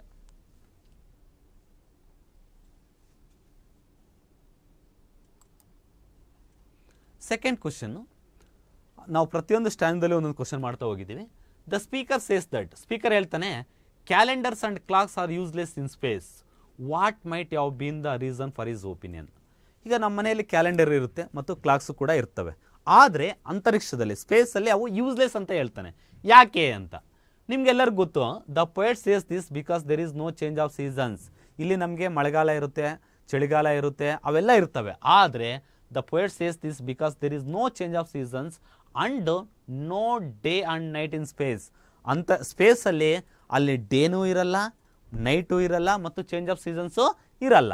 ಇದ್ರೆ ತಾನು ನಾವೆಲ್ಲ ಬೇಕಾಗಿರೋದು. ನಮಗೆ AM PM ಅಂತಕ್ಕಂಥದ್ದು ವಾಚ್ ನೋಡ್ತೀವಿ, ಆದರೆ ಅಲ್ಲಿ ಯಾವಾಗಲೂ ಕೂಡ ಏನಿರುತ್ತಪ್ಪ ಅಂದರೆ ಡೇನೂ ಇರಲ್ಲ ನೈಟು ಇರಲ್ಲ, ಅರ್ಥ ಆಯ್ತಲ್ಲ, ಬ್ರೈಟ್ನೆಸ್ ಆಗಲೂ ಇರುತ್ತೆ ನೋಡಿ. ಅದಕ್ಕೋಸ್ಕರ so there would be no need for calendar or clock. ಅವೆಲ್ಲನೂ ಇಲ್ಲ ಅಂತೇಳಿದ್ರೆ ನಮಗೆ ವಾಚ್ ಕಟ್ಕೊಂಡು ಏನು ಅಲ್ಲಿ ಕ್ಯಾಲೆಂಡರ್ ತಗೊಂಡು ಏನು ನೋಡ್ತೀರಾ, ವೇಸ್ಟು. ಅದಕ್ಕೋಸ್ಕರ ಏನಪ್ಪ ಅಂತೇಳಿ ತುಂಬ ಸಿಂಪಲ್ ಆಗಿದೆ ನೋಡಿ answer. The poet says this because there is no change of seasons and no day and night in space. ಅಂತರಿಕ್ಷದಲ್ಲಿ ಯಾವುದೇ ಒಂದು ಡೇನೂ ಇರಲ್ಲ ನೈಟು ಇರಲ್ಲ, ಚೇಂಜ್ ಆಫ್ ಸೀಸನ್ಸ್ ಇರಲ್ಲ. ನೀವಿಷ್ಟು ಬರೆದ್ರೂ ಕೂಡ ಆನ್ಸರು ಸಾಕು, ತುಂಬ ಸಿಂಪಲ್ಲಾಗಿ. ಈಗ ಥರ್ಡ್ ಕ್ವಶನ್ಗೆ ಬರೋಣ. The speaker has the feeling that he's imprisoned, what might have been the reason for him to have such a feeling. ಅವನು ಏನಂತ ಹೇಳ್ತಾನಪ್ಪ ಅಂತೇಳಿದ್ರೆ, ಇನ್ನೊಂದು ಆ ಕ್ವಶನನ್ನು ಎಕ್ಸಾಮಲ್ಲಿ ಬೇರೆ ಥರ ಕೇಳಿದ್ರೆ ಹೆಂಗೆ ಅಂತ. According to the poet normal ನಿಕೋನ್ಸ್ sun of outer space is solitary confinement to him. Why? ಏನಪ್ಪ ಅವನು ಹೇಳ್ತಾ ಇರೋ ಕ್ವಶನ್ ಏನಪ್ಪ ಅಂತೇಳಿದ್ರೆ, ನಾನು ಒಂಥರ ಏನಪ್ಪ ಅಂತೇಳಿದ್ರೆ ಇಂಪ್ರಿಸಾನ್ಡ್ ಅಂದರೆ ಒಬ್ಬನೇ ನಾನು ಒಂಥರ ಜೈಲಲ್ಲಿ ಲೈಕ್ ಎ ಪ್ರಿಸ್ನರ್ ಥರ ಇದ್ದಾನೆ ಅಂತ ಹೇಳ್ತಾನೆ. ಯಾಕೆ ಅಂತ, ಯಾಕೆ ಅಂದರೆ ಇದು ತುಂಬ ಸಿಂಪಲ್ ಆಗಿದೆ ಆನ್ಸರ್ ನೋಡಿ. The speaker would be alone in capsule. ಯಾಕೆ ಅಂತೇಳಿದ್ರೆ ಅವನು ಅಂತರಿಕ್ಷಕ್ಕೆ ಹೋಗ್ತಾನಲ್ಲ, ಆ ಕ್ಯಾಪ್ಸುಲಲ್ಲಿ ಅವನು ಒಬ್ಬನೇ ಇರ್ತಾನೆ. ಅವನು ಹೋಗ್ತಾ ಇರೋದು ಪಿಕ್ನಿಕ್ ಅಲ್ಲ, ಫ್ಯಾಮಿಲಿ ಮೆಂಬರ್ಸ್ ಎಲ್ಲ ಹೋಗೋದಕ್ಕೆ. Nobody would visit him or talk with him. ಅಂತರಿಕ್ಷಕ್ಕೆ ಹೋದ್ಮೇಲೆ ಅವನನ್ನು ಮೀಟ್ ಮಾಡ್ತಕ್ಕಂಥವ್ರು ಯಾರು ಕೂಡ ಇಲ್ಲ. ಯಾಕೆಂದರೆ ನಾವು ಯಾರು ಹೋಗಿ ಅವನನ್ನು ಮೀಟ್ ಮಾಡೋಕ್ಕಾಗಲ್ಲ ಮತ್ತು ಅವನ ಜೊತೆ ನಾವ್ಯಾರು ಕೂಡ ಮಾತಾಡಲ್ಲ. He would not write or receive any letter. ಅಲ್ಲಿ ಅವನು ಯಾರಿಗೂ ಕೂಡ ಪತ್ರವನ್ನು ಬರೆಯೋಕ್ಕಾಗಲ್ಲ ಮತ್ತು ಯಾವುದೇ ಒಂದು ಪತ್ರವನ್ನು ರಿಸೀವ್ ಮಾಡ್ಕೊಳ್ಳೋಕ್ಕಿರಲ್ಲ. ಯಾಕೆಂದರೆ ಅಂತರಿಕ್ಷದಲ್ಲಿ ಪೋಸ್ಟ್ಮ್ಯಾನ್ ಇರ್ತಾರಾ, ಅಥವಾ ನಾವು ಲೆಟ್ರ್ ಬರೆಯೋಕ್ಕಾಗುತ್ತಾ, ಅವನು ಬರೆಯೋಕ್ಕಾಗುತ್ತಾ, ಇಲ್ಲ. ಈ would be like A prisoner. ಇಷ್ಟೇ ಸಾಕು. ಅದಕ್ಕೋಸ್ಕರ ಅವನು ಹೆಂಗಪ್ಪ ಅಂತೇಳಿದ್ರೆ ಒಂಥರ ಪ್ರಿಸ್ನರ್ ಅಂದರೆ ಬಂದಿಯಾಗಿ ಒಂಥರ ಜೈಲಿನಲ್ಲಿ ಯಾವ ರೀತಿಯಾಗಿರ್ತಾರೋ ಆ ರೀತಿಯಾಗಿ. ಯಾಕೆಂದರೆ ಜೈಲಲ್ಲಿ ಅಷ್ಟೇ ಅಲ್ವಾ, ಒಬ್ಬನೇ ಇರ್ತಾನೆ, ಅದೇ ರೀತಿಯಾಗಿ. ತುಂಬ ಸಿಂಪಲ್ ಆಗಿದೆ ನೋಡಿ. The speaker would be alone in capsule, ಒಬ್ಬನೇ ಇರ್ತಾನೆ. ನೋ ಬಡಿ would visit him or talk with him. ಅವನ ಜೊತೆ ಯಾರೂ ಮಾತಾಡೋಕ್ಕಾಗಲ್ಲ, ಅವನು ಕೂಡ ನಮ್ಮ ಜೊತೆ ಮಾತಾಡೋಕ್ಕೆ ಆಗಲ್ಲ. ಈ ರೀತಿಯಾಗಿ ಅವನು, ಅದಕ್ಕೋಸ್ಕರ ಅವ್ನಿಗೆ ಏನು ಫೀಲಿಂಗ್ ಬರುತ್ತಪ್ಪ ಅಂದರೆ ಈಸ್ ಇಂಪ್ರಿಸಾನ್ಡ್ ಅಂತಕ್ಕಂಥ ಒಂದು ಫೀಲಿಂಗು ಬರುತ್ತೆ.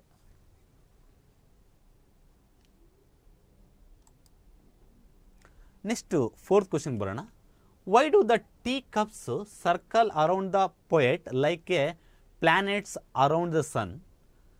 ಆರ್ ಆ ಕ್ವಶನ್ನ ಬೇರೆ ಥರ ಕೇಳಿದರೆ, the speaker says tea cups circling around me like the planets around the sun. Why does it happen only in space and not on the earth? ಈ ಪೊಯಮಲ್ಲಿ ಅವನು ಏನು ಹೇಳ್ತಾನಪ್ಪ ಅಂದರೆ, ಟೀ ಕಪ್ಸು ಏನು ಮಾಡ್ತಾವಪ್ಪ ಅಂತೇಳಿದ್ರೆ ಆ ಪೊಯೆಟಿನ ಸುತ್ತಲೂ ಸುತ್ತಾ ಇರ್ತವೆ. ಎಲ್ಲಿ? ಅಂತರಿಕ್ಷ. ಇದಕ್ಕೂ ಕೂಡ ಅಷ್ಟೇ ತುಂಬ ಸಿಂಪಲ್ ಆಗಿದೆ ನೋಡ್ರಿ. ಆನ್ ದ ಅರ್ತ್, ಭೂಮಿ ಮೇಲೆ there is a force of gravity. ಏನಿರುತ್ತೆ? ಫೋರ್ಸ್ ಆಫ್ ಗ್ರಾವಿಟಿ ಇದೆ. ಅದಕ್ಕೋಸ್ಕರ ಸೊ ಥಿಂಗ್ಸ್ ಡೋಂಟ್ ಫ್ಲೈ. ಅರ್ಥ ಆಯ್ತಲ್ಲ? ಅದಕ್ಕೋಸ್ಕರ ನಾವು ಯಾವುದೇ ಒಂದು ವಸ್ತುವನ್ನು ಮೇಲಕ್ಕೆ ಹಾಕಿದಾಗ ಅದು ಮೇಲ್ಗಡೆನೇ ತಿರುಗಲ್ಲ, ನಾವು ಹಾಕಿರ್ತಕ್ಕಂಥ ವಸ್ತು ಅಂತಕ್ಕಂಥದ್ದು ಮತ್ತೆ ಏನಾಗುತ್ತೆ? ಬೀಳುತ್ತೆ. ಇನ್ ಸ್ಪೇಸ್ ಆದರೆ ಬಾಹ್ಯಾಕಾಶದಲ್ಲಿ there is no force of gravity. ಅಲ್ಲಿ ಒಂದು ಫೋರ್ಸ್ ಆಫ್ ಗ್ರಾವಿಟಿ ಇರಲ್ಲ. ಅದಕ್ಕೋಸ್ಕರ so things are circling around. ಅದಕ್ಕೋಸ್ಕರ ಯಾವುದೇ ಒಂದು ವಸ್ತು ಅಂತಕ್ಕಂಥ ಮೇಲಕ್ಕೆ ಹೋದಾಗ ಅದೇನು ಮಾಡುತ್ತಪ್ಪ ಅಂತೇಳಿದ್ರೆ ಅಲ್ಲೇ ಸರ್ಕಲ್ ಆಗ್ತಾ ಹೋಗುತ್ತೆ.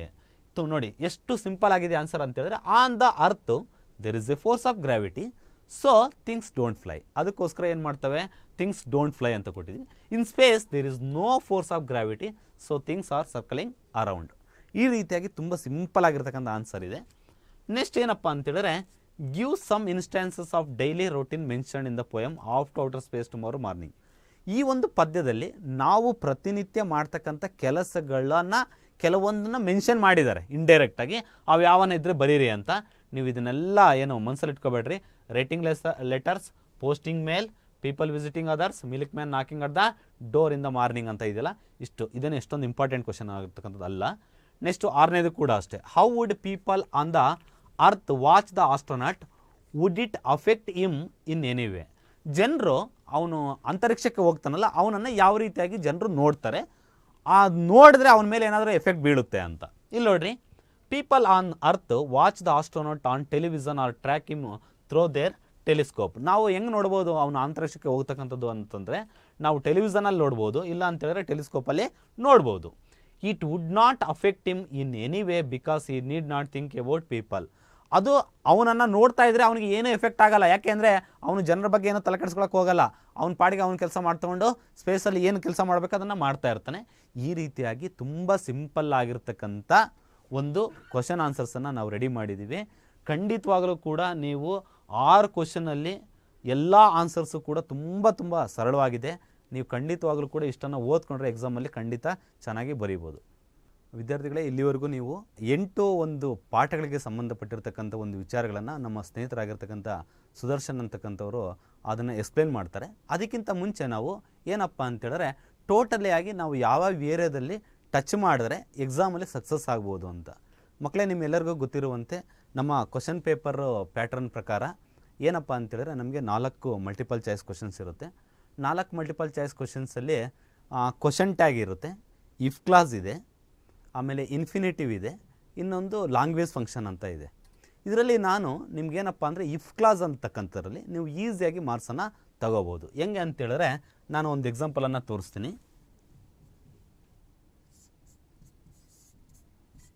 If I study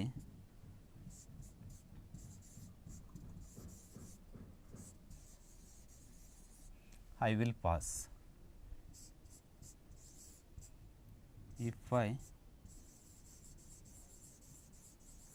If I studied, I would pass.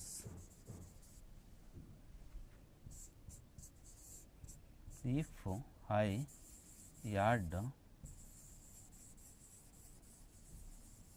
studied, I would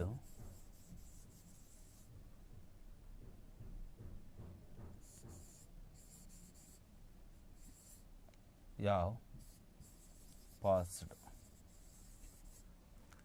ಇದನ್ನು ಮನಸ್ಸಲ್ಲಿ ಇಟ್ಕೊಂಡ್ರೆ ನಿಮಗೆ ಈಸಿಯಾಗಿ 1 ಮಾರ್ಕ್ಸ್ ಬರುತ್ತೆ. ಹೆಂಗೆ ಅಂತೇಳಿದ್ರೆ ಅವನು ಇಫ್ ಕ್ಲಾಸಲ್ಲಿ ಸ್ಟಡಿ ಅಂತಕ್ಕಂಥದ್ದು ಇದೆಯಲ್ವಾ, ಇದು ಪ್ರೆಸೆಂಟ್ ಟೆನ್ಸಲ್ಲಿದೆ. ಈ ಥರ ಇಫ್ ಐ ಸ್ಟಡಿ ಅಂತ ಬಂದರೆ ಐ ವಿಲ್ ಪಾಸ್. ಅಕಸ್ಮಾತ್ ಇಫ್ ಐ ಸ್ಟಡಿಡ್ ಅಂದರೆ ಈ ಥರ ಪಾಸ್ಟ್ ಟೆನ್ಸ್ ಕೊಟ್ಟರೆ ಅದ್ರ ಬದಲಾಗಿ ಇಲ್ಲಿ ವಿಲ್ ಬರ್ದಿದ್ದೀವಲ್ಲ, ಅದ್ರ ಬದಲಾಗಿ ನಾವೇನು ಮಾಡ್ತೀವಿ ಅಂದರೆ ವುಡ್ ಅಂತಕ್ಕಂಥದ್ದನ್ನು ಬರಿತೀವಿ. ಎಕ್ಸಾಮಲ್ಲಿ ಜಾಸ್ತಿ ಕೇಳ್ತಕ್ಕಂಥದ್ದು, ಜಾಸ್ತಿ ಎಲ್ಲ ಬರೀ ಪೂರ್ತಿ ಇದನ್ನೇ ಕೇಳ್ತಾರೆ. ಮನಸ್ಸಲ್ಲಿ ಇಟ್ಕೊಳ್ಳಿ, ಅಲ್ಲಿರ್ತಕ್ಕಂಥ ವರ್ಡ್ಸು ಚೇಂಜ್ ಇರ್ಬೋದು. ಇಫ್ ಐ ಹ್ಯಾಡ್ ಸ್ಟಡಿಡ್ ಅಂತ ಇದೆಯಲ್ವಾ, ಈ ಥರ ಕೇಳಿದಾಗ ಐ ವುಡ್ ಯಾವ ಪಾಸ್ಡ್, ನೀವು ಮನಸ್ಸಲ್ಲಿ ಇಟ್ಕೊಳ್ಳಿ. ಐ ವುಡ್ ಯಾವ ಅಂತ ಇದೆಯಲ್ಲ, ಇದೇ ಎಕ್ಸಾಮಲ್ಲಿ ಜಾಸ್ತಿ ಕೇಳ್ತಾ ಇರೋದು. ಅರ್ಥ ಆಯ್ತಲ್ವಾ? ಈ ಒಂದು ಸೂತ್ರವನ್ನು ನೀವು ಮನಸ್ಸಲ್ಲಿ ಇಟ್ಕೊಂಡ್ರೆ ಖಂಡಿತವಾಗ್ಲೂ ಕೂಡ ನೀವು 1 ಮಾರ್ಕ್ಸನ್ನು ಪಡ್ಕೋಬೋದು. ಇದನ್ನು ವೆರಿ ಇಂಪಾರ್ಟೆಂಟ್. ಇದು 1 ಮಾರ್ಕ್ಸ್ಗೆ ಬರುತ್ತೆ. ನಾನು ಆಗಲೇ ಹೇಳಿದೆ, ಮಲ್ಟಿಪಲ್ ಚಾಯ್ಸಲ್ಲಿ 4 ಕ್ವಶನ್ಸ್ ಇರುತ್ತೆ. ಒಂದು ಕ್ವಶನ್ ಟ್ಯಾಗ್ ಇದೆ, ಒಂದು ಇಫ್ ಕ್ಲಾಸ್ ಇದೆ, ಒಂದು ಇನ್ಫಿನಿಟಿವ್ ಇದೆ, ಆಮೇಲೆ ಒಂದು ಯಾವುದು ಆ್ಯಕ್ಟಿವ್ ಆ್ಯಂಡ್ ಪ್ಯಾಸಿವ್ ಬರುತ್ತೆ. ಇಲ್ಲ ಅಂತೇಳಿದ್ರೆ ಲ್ಯಾಂಗ್ವೇಜ್ ಫಂಕ್ಷನ್ ಬರುತ್ತೆ. ನಿಮಗೆ ಒಂದು ಅರ್ಥ ಮಾಡ್ಕೊಳ್ಳಿ, ಲ್ಯಾಂಗ್ವೇಜ್ ಫಂಕ್ಷನಲ್ಲಿ ನಮಗೆ ಲೆಸನ್ ನಂಬರ್ 1ನಲ್ಲಿ ಪೇಜ್ ನಂಬರ್ 15 ಅಂತ ಇದೆ. ಅರ್ಥ ಆಯ್ತಲ್ಲ? ಆ ಪೇಜ್ ನಂಬರ್ 15ನಲ್ಲಿ ಲ್ಯಾಂಗ್ವೇಜ್ ಫಂಕ್ಷನ್ಗೆ ಸಂಬಂಧಪಟ್ಟಿರ್ತಕ್ಕಂಥ ಒಂದು ಎಕ್ಸಾಂಪಲ್ಸ್ ಇದಾವೆ, ಅವನ್ನ ವರ್ಕ್ ಮಾಡಿ. ಇಫ್ ಕ್ಲಾಸ್ಗೆ ಸಂಬಂಧಪಟ್ಟಿರ್ತಕ್ಕಂಥವು ಪೇಜ್ ನಂಬರ್ 60 ಮತ್ತು 61ನಲ್ಲಿ ಇಫ್ ಕ್ಲಾಸ್ಗೆ ಸಂಬಂಧಪಟ್ಟಿರ್ತಕ್ಕಂಥವು ಇದ್ದಾವೆ. ನಾನು ಇಷ್ಟು ಹೇಳಿದ್ನಲ್ಲ, ಇಷ್ಟೇ ಸಾಕಾಗುತ್ತೆ. ಇನ್ನು ಯಾವುದು ಇನ್ಫಿನಿಟಿವ್ ಅಂತ ಹೇಳಿದ್ನಲ್ಲ, ಅದು ಲೆಸನ್ ನಂಬರ್ 5ಅಲ್ಲಿ ಪೇಜ್ ನಂಬರ್ 104ಅಲ್ಲಿ finite and non finite verbs ಅಂತ ಬರುತ್ತೆ. ಅಷ್ಟನ್ನು ನೀವು ಓದ್ಕೊಳ್ಳಿ. ಇದಾದಮೇಲೆ ನೆಕ್ಸ್ಟು ನಮಗೆ ಬರ್ತಕ್ಕಂಥದ್ದು ಯಾವುದಪ್ಪ ಅಂತೇಳಿದ್ರೆ ಸೆಕೆಂಡ್ ಮೈನು. ಫಸ್ಟ್ ಮೈನ್ ಮಲ್ಟಿಪಲ್ ಚಾಯ್ಸ್ ಆದಮೇಲೆ ಸೆಕೆಂಡ್ ಮೈನ್ ಬರುತ್ತೆ. ಇದರಲ್ಲಿ ಡೂ ಯಾಸ್ ಡೈರೆಕ್ಟೆಡ್ ಅಂತ, ಡೂ ಯಾಸ್ ಡೈರೆಕ್ಟೆಡಲ್ಲಿ ನಿಮಗೆ ಕ್ವಶನ್ ನಂಬರ್ 5 to 16, 5ರಿಂದ 16ನೇ ಕ್ವಶನ್ವರೆಗೂ ಕೇಳ್ತಾರೆ. ಇದರಲ್ಲಿ ಏನೇನು ಇರುತ್ತಪ್ಪ ಅಂತೇಳಿದ್ರೆ ನಿಮಗೆ ಗೊತ್ತಿರುವಂತೆ ಒಂದು ಕಲೋಕೇಟಿವ್ ವರ್ಡ್ ಇರುತ್ತೆ. ಕಲೋಕೇಟಿವ್ ವರ್ಡ್ ಅಂತಕ್ಕಂಥದ್ದು ತುಂಬ ಈಸಿಯಾಗಿದೆ. ನೀವು ಒಂದು ಕೆಲಸ ಮಾಡಿ, ಕಲೋಕೇಟಿವ್ ವರ್ಡ್ ಅಂತಕ್ಕಂಥವು ಲೆಸನ್ ನಂಬರ್ 8ಅಲ್ಲಿ ಪೇಜ್ ನಂಬರ್ 167, 168, 169 ಇದರಲ್ಲಿ ಟಾಸ್ಕ್ 1, 2 ಮತ್ತು 3 ಅಂತಕ್ಕಂಥವು ಇರ್ತವೆ. ಅವನ್ನ ನೀವು ವರ್ಕ್ ಮಾಡಿ, ತುಂಬ ಸಿಂಪಲ್ ಆಗಿರ್ತವೆ. ಕಲೋಕೇಟಿವ್ ವರ್ಡ್ ಏನಪ್ಪ ಅಂತೇಳಿದ್ರೆ ಒಂದು ವರ್ಡನ್ನು ಕೊಟ್ಟಿರ್ತಾರೆ, ಅದಕ್ಕೆ ಮ್ಯಾಚ್ ಆಗ್ತಕ್ಕಂಥ ಇನ್ನೊಂದು ವರ್ಡ್, ಅಂದರೆ 4 ವರ್ಡ್ಸ್ ಕೊಟ್ಟಿರ್ತಾರೆ. ಫಾರ್ ಎಕ್ಸಾಂಪಲ್ಲು ಈಗ ನಾವು ಸಿಂಪಲ್ಲಾಗಿ ಹೇಳ್ಬೇಕಂತೇಳಿದ್ರೆ ಇಲ್ಲಿ ಗಂಡ ಅಂತ ಇರ್ತಾನೆ, ಈ ಕಡೆ ಏನಪ್ಪ ಅಂತೇಳಿದ್ರೆ ತಮ್ಮ,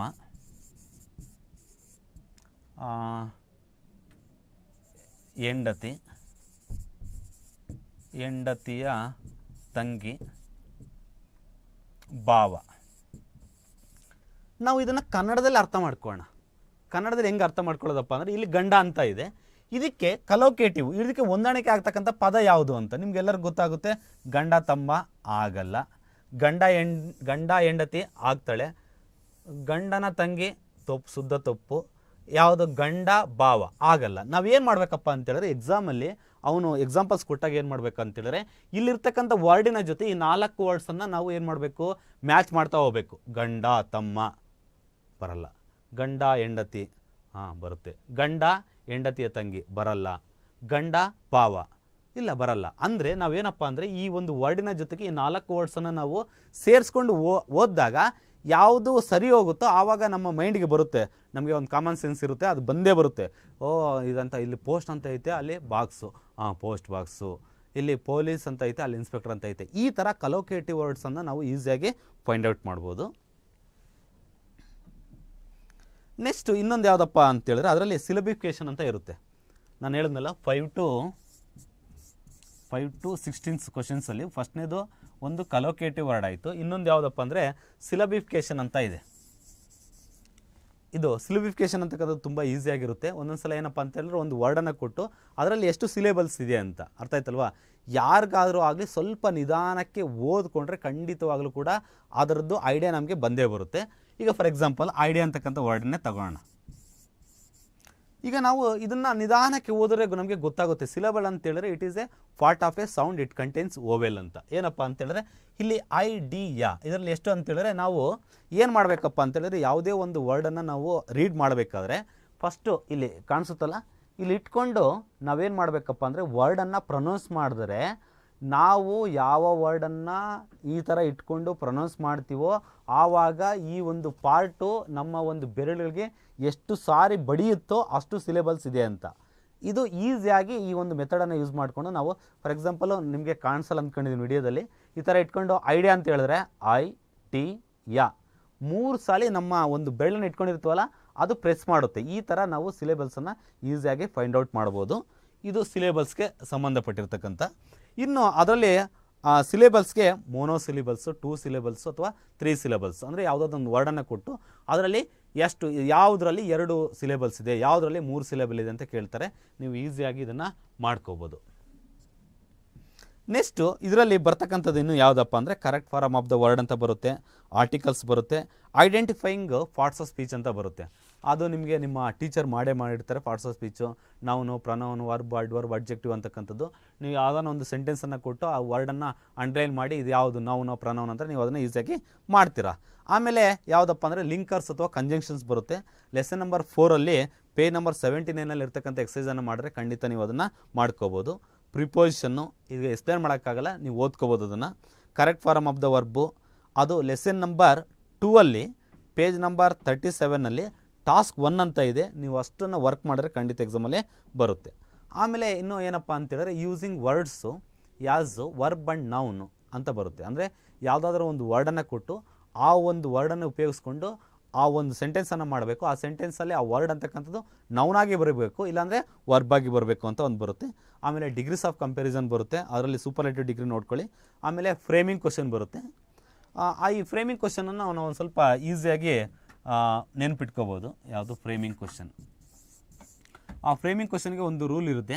ಯಾವುದು WH word plus helping verb plus subject plus main verb. ಈ ಒಂದು ಸೂತ್ರವನ್ನು ನಾವು ನೆನ್ಪಿಟ್ಕೊಂಡ್ರೆ ನಾವು ಖಂಡಿತವಾಗ್ಲೂ ಕೂಡ ಈ ಫ್ರೇಮಿಂಗ್ ಕ್ವಶನನ್ನು ಮಾಡ್ಬೋದು. ಫಾರ್ ಎಕ್ಸಾಂಪಲ್ ಅವನು ಎಕ್ಸಾಮಲ್ಲಿ ಹಿಂಗೆ ಕೇಳಿರ್ತಾನೆ, ಏನು ರವಿ ರಿಟೈರ್ಡ್ ಇನ್ 1980 ಅಂತ ಇದೆ. ಒಂದು ವರ್ಡನ್ನು ಅಂಡರ್ಲೈನ್ ಮಾಡಿರ್ತಾನೆ. ಏನಂತ ಇನ್ 1980 ರವಿ ಅಂತಕ್ಕಂಥವನು 1980ರಲ್ಲಿ ರಿಟೈರ್ಡ್ ಆದ. ಈಗ ಇದನ್ನು ಅಂಡರ್ಲೈನ್ ಮಾಡಿದ್ದಾನೆ. ಇದು ಆನ್ಸರ್ ಆಗಿ ನಾವು ಕ್ವಶನನ್ನು ಮಾಡಬೇಕು. ಕನ್ನಡದಲ್ಲಿ ಅರ್ಥ ಮಾಡ್ಕೊಳ್ಳೋಣ. ಫಸ್ಟು ರವಿ ಅಂತಕ್ಕಂಥದ್ದು 1980ರಲ್ಲಿ ರಿಟೈರ್ಡ್ ಆದ ಅಂತ. ಅಂದರೆ ಅರ್ಥ ಏನಪ್ಪ ಅಂದರೆ ನಾವು ಏನು ಮಾಡಬೇಕು, ರವಿ ಅಂತಕ್ಕಂಥವ್ನು ಯಾವಾಗ ರಿಟೈರ್ಡ್ ಆದ ಅಂತ ಅದನ್ನು ನಾವು ಹೆಂಗೆ ಮಾಡಬೇಕಪ್ಪ ಅಂತ ಹೇಳಿದ್ರೆ ಕನ್ನಡದಲ್ಲ ಈಸಿಯಾಗಿ ಮಾಡ್ತೀವಿ. ಏನಂತ ರವಿ ಅಂತಕ್ಕಂಥ ಯಾವಾಗ ರಿಟೈರ್ಡ್ ಆದ. ಇಂಗ್ಲೀಷಲ್ಲಿ ಮಾಡಬೇಕಂದ್ರೆ ಫಸ್ಟ್ ಏನಪ್ಪ ಅಂದರೆ ಇಲ್ಲಿ WH ಅಂತ ಬರ್ದಿದ್ದೀನಲ್ಲ, WH ಅಂದರೆ WH ವರ್ಡ್ಸ್ ಅಂತ. ನಿಮಗೆ ಗೊತ್ತಿರುವಂತೆ WH ವರ್ಡ್ಸು 14 ಇದ್ದಾವೆ. ಹೂ ಯಾರು, ವೈ ಯಾಕೆ, ವಾಟ್ ಏನು, ವೆನ್ ಯಾವಾಗ, ಹೂಮ್ ಯಾರಿಗೆ ಯಾರನ್ನು, ಊಸ್ ಯಾರದ್ದು ಯಾರು, ಅರ್ಥ ಆಯ್ತಲ್ಲ. ಈ ಥರ ಒಂದು 14 WH ವರ್ಡ್ಸ್ ಇದೆ. ಈಗ ಯಾವಾಗ ಅನ್ನೋದಕ್ಕೆ ಇಂಗ್ಲೀಷಲ್ಲಿ ಏನಂತ ಕರಿತೀವಿ, ವೆನ್ ಅಂತ ಕರಿತೀವಿ. ವೆನ್. ಈಗ WH ವರ್ಡ್ ಬರೆದ್ವಿ. ಎಲ್ಪಿಂಗ್ ವರ್ಬನ್ನು ಬರೀಬೇಕು. ಇಲ್ಲಿ ಯಾವುದೇ ಒಂದು ಎಲ್ಪಿಂಗ್ ವರ್ಬ್ ಇಲ್ಲ. ಎಲ್ಪಿಂಗ್ ವರ್ಬ್ ಇಲ್ಲ ಅಂದರೆ ನಾವು ಮೈನ್ ವರ್ಬನ್ನು ಕಂಡುಹಿಡಿತೀವಿ. ಇಲ್ಲಿ ರಿಟೈರ್ಡ್ ಅಂತಕ್ಕಂಥದ್ದು ಪಾಸ್ಟ್ ಟೆನ್ಸಲ್ಲಿದೆ. ಪಾಸ್ಟ್ ಟೆನ್ಸಲ್ಲಿದ್ದಾಗ ನಾವು ಡೂ ಫಾರ್ಮ್ ಎಲ್ಪಿಂಗ್ ವರ್ಬ್ಸನ್ನು ತಗೋಬೇಕು.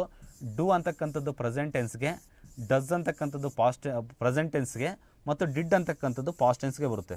ಇಲ್ಲಿ ಡೂ ಮತ್ತು ಡಸ್ ಅಂತಕ್ಕಂಥದ್ದು ಪ್ರೆಸೆಂಟ್ ಟೆನ್ಸ್ಗೆ, ಡಿಡ್ ಅಂತಕ್ಕಂಥದ್ದು ಪಾಸ್ಟ್ ಟೆನ್ಸ್ಗೆ ಬರುತ್ತೆ. ಇಲ್ಲಿ ರಿಟೈರ್ಡ್ ಅಂತಕ್ಕಂಥದ್ದು ಪಾಸ್ಟ್ ಟೆನ್ಸ್ ಆದ್ದರಿಂದ ನಾವೇನು ಮಾಡ್ತೀವಿ, ಆ ಡಿಡ್ಡನ್ನು ತಗೊತೀವಿ. ಆವಾಗ ವೆನ್ ಡಿಡ್. ಇದು WH ವರ್ಡು, ಇದು ಎಲ್ಪಿಂಗ್ ವರ್ಬು. ಈಗ ಸಬ್ಜೆಕ್ಟ್ ಅಂದರೆ ಯಾರು ಈ ಒಂದು ಕೆಲಸವನ್ನು ಮಾಡ್ತಾ ಇದ್ದಾರೆ, ರವಿ ಅಂತಕ್ಕಂಥವನು ಮಾಡ್ತಾ ಇದ್ದಾನೆ. ರವಿ ಅಂತಕ್ಕಂಥದ್ದನ್ನು ಬರೆದ್ವಿ. ಆಮೇಲೆ ಯಾವುದಪ್ಪ ಅಂತೇಳಿದ್ರೆ ಬರೀಬೇಕಾಗಿರೋದು ಮೈನ್ ವರ್ಬನ್ನು ಬರೀಬೇಕು. ಇದರಲ್ಲಿ ಮೈನ್ ವರ್ಬ್ ಯಾವುದು, ರಿಟೈರ್ಡ್ ಅಂತಕ್ಕಂಥದ್ದು. ಆ ರಿಟೈರ್ಡ್ ಅಂತಕ್ಕಂಥದ್ದನ್ನು ನಾವು ಪಾಸ್ಟ್ ಟೆನ್ಸಲ್ಲಿ ಬರೀಬಾರ್ದು. ಯಾಕೆ ಅಂತೇಳಿದ್ರೆ ಆಲ್ರೆಡಿಯಾಗಿ ನಾವು ಡಿಡ್ ಅಂತಕ್ಕಂಥ ಪಾಸ್ಟನ್ನು ತಗೊಂಡಿದ್ದೀವಿ. ಇಲ್ಲಿ ತಗೋಬಾರ್ದು. ಯಾಕೆ ಅಂತೇಳಿದ್ರೆ ಒಂದು ಬ್ರಿಡ್ಜ್ ಇರುತ್ತೆ. ಆ ಬ್ರಿಡ್ಜ್ ಅಂತಕ್ಕಂಥದ್ರಲ್ಲಿ ಒಂದು ಬೇಕ್ ಮಾತ್ರ ಹೋಗೋಕ್ಕಾಗುತ್ತೆ. 2 ಬೇಕ್ಗಳು ಬಂದರೆ ಏನಾಗುತ್ತೆ, ಆ್ಯಸ್ಟೆಂಟ್ ಆಗುತ್ತೆ. ಅದೇ ಥರ ಒಂದು ಸೆಂಟೆನ್ಸಲ್ಲಿ ಡಬಲ್ ಪಾಸ್ಟ್ ಟೆನ್ಸು ಬರಬಾರ್ದು. ಈ ಥರ ಒಂದು ಸೂತ್ರವನ್ನು ಬಳಸ್ಕೊಂಡು ನಾವು ಫ್ರೇಮಿಂಗ್ ಕ್ವೆಶನನ್ನು ಈಸಿಯಾಗಿ ನಾವು ಎಕ್ಸಾಮಲ್ಲಿ ಮಾಡ್ಬೋದು. ನೆಕ್ಸ್ಟ್ ಏನಪ್ಪ ಅಂತೇಳಿದ್ರೆ ರಿಪೋರ್ಟೆಡ್ ಸ್ಪೀಚ್ ಇದೆ. ಆ ರಿಪೋರ್ಟೆಡ್ ಸ್ಪೀಚನ್ನು ನಾವು ವಿಡಿಯೋದಲ್ಲಿ ಟೀಚ್ ಮಾಡೋಕ್ಕಾಗಲ್ಲ. ನಿಮ್ಮ ಟೀಚರ್ ನಿಮಗೆ ಗ್ಲಾನ್ಸನ್ನು ಕೊಟ್ಟಿರ್ತಾರೆ. ನೆಕ್ಸ್ಟು ಇದಾದಮೇಲೆ ನಮ್ಗೆ ಬರ್ತಕ್ಕಂಥದ್ದು ಏನಪ್ಪ ಅಂತೇಳಿದ್ರೆ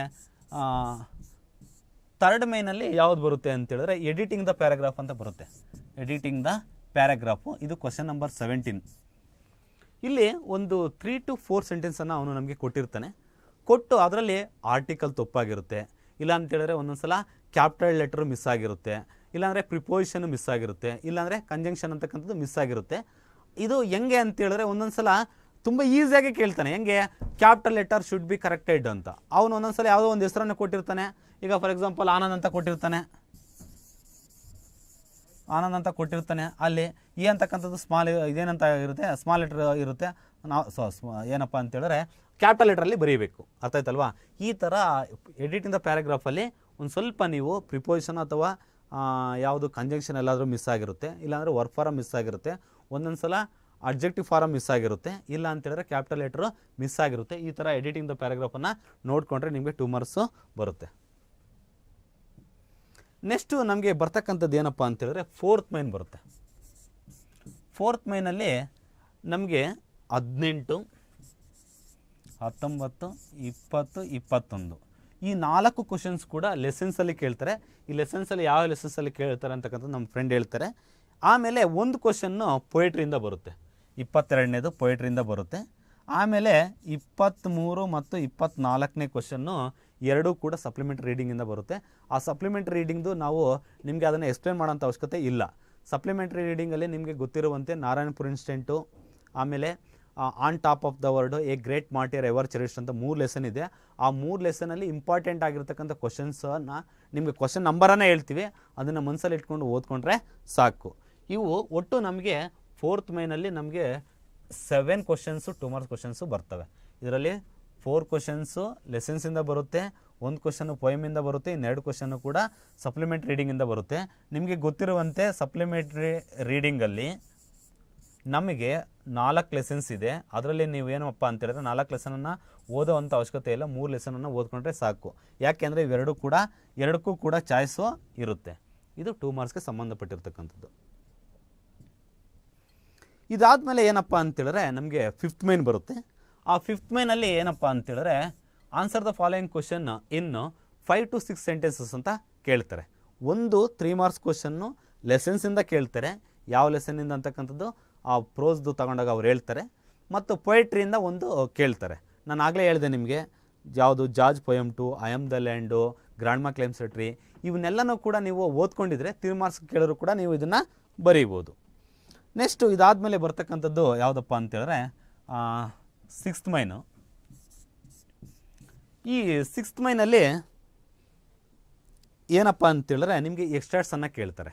ಎಕ್ಸ್ಟ್ರಾಟ್ಸು ಅಂದರೆ ಕ್ವಶನ್ ನಂಬರ್ 27, 28 ಮತ್ತು 29 ಇವು 3 ಕೂಡ ಲೆಸನ್ಸಿಂದ ಬರುತ್ತೆ.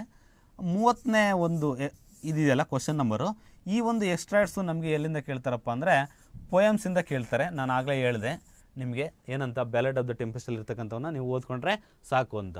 27, 28, 29 ಲೆಸನ್ಸಲ್ಲಿ ಬರುತ್ತೆ. ಇದನ್ನು ಆಮೇಲೆ ಅವರು ಸಾರು ನಿಮಗೆ ಎಕ್ಸ್ಪ್ಲೇನ್ ಮಾಡ್ತಾರೆ. ಇದಾದಮೇಲೆ ನಮಗೆ ಬರ್ತಕ್ಕಂಥದ್ದು ಏನಪ್ಪ ಅಂತೇಳಿದ್ರೆ ನೆಕ್ಸ್ಟ್ ಮೈನು 7th ಮೈನು ಪ್ರೊಫೈಲ್ ರೇಟಿಂಗ್ ಅಂತ ಬರುತ್ತೆ. 7th ಮೈನು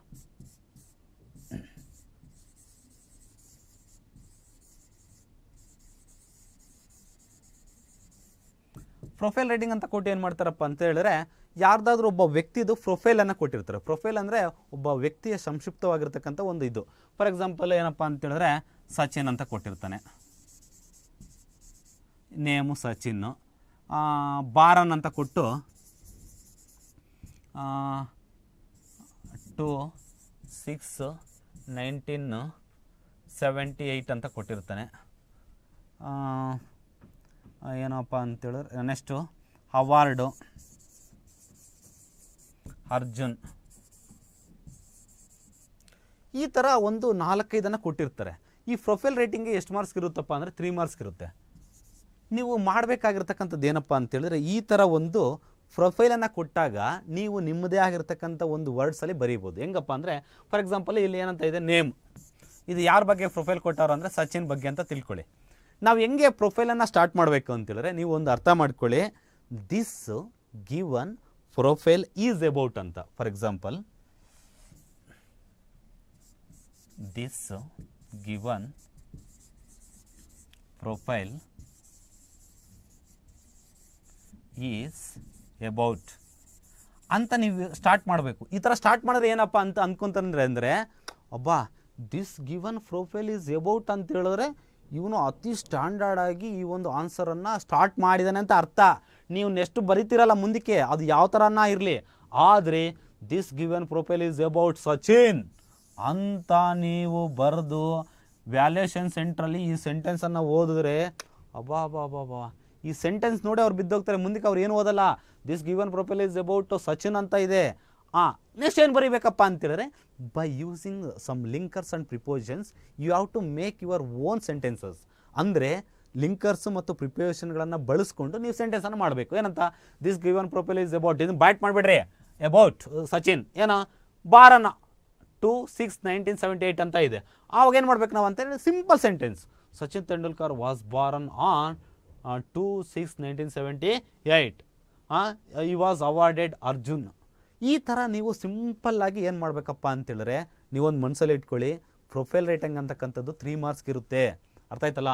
ಒಂದು 5-6 ಅವನೇ ಕೊಟ್ಟಿರ್ತಾನೆ, ಅವನ ಆಬೀಸು ಇವೆಲ್ಲ ಕೊಟ್ಟಿರ್ತಾನೆ. ನೀವೇನು ಮಾಡಬೇಕಪ್ಪ ಅಂತೇಳಿದ್ರೆ ಪ್ರೊಫೈಲ್ ರೇಟಿಂಗನ್ನು ಬರೀಬೇಕಾದ್ರೆ ಪ್ರಿಪೋಸಿಷನ್ನು ಕಂಜಂಕ್ಷನ್ಗಳನ್ನು ಸೇರಿಸ್ಕೊಂಡು ಈ ರೀತಿಯಾಗಿ ನೀವು ಸ್ಟಾರ್ಟ್ ಮಾಡಿ ಒಂದು ಪೇಜನ್ನು ಬರೀಬೇಕು. ನಿಮಗೆ ಏನಪ್ಪ ಅಂತೇಳಿದ್ರೆ ಸರ್ ಅರ್ಧ ಪೇಜ್ ಬರೆಯೋಕ್ಕಾಗಲ್ಲ, ಪ್ರೊಫೈಲ್ ರೇಟಿಂಗ್ ಹೆಂಗೆ ಬರೀಬೇಕು ಅಂತೇಳಿದ್ರೆ ನೀವು ಒಂದು ಕೆಲಸ ಮಾಡಿರಿ, ಎಕ್ಸಾಮಲ್ಲಿ ಪ್ರೊಫೈಲ್ ರೇಟಿಂಗನ್ನು ಬರೀಬೇಕಾದ್ರೆ ತುಂಬ ದೊಡ್ಡ ಅಕ್ಷರಗಳಲ್ಲಿ ದೂರಕ್ಕೆ ಬರೀರಿ, 1 ಪೇಜ್ ಆಗುತ್ತೆ ಅಷ್ಟೇ. 3 ಮಾರ್ಕ್ಸ್ ಎಕ್ಸಾಮಲ್ಲಿ ಖಂಡಿತ ಬರುತ್ತೆ.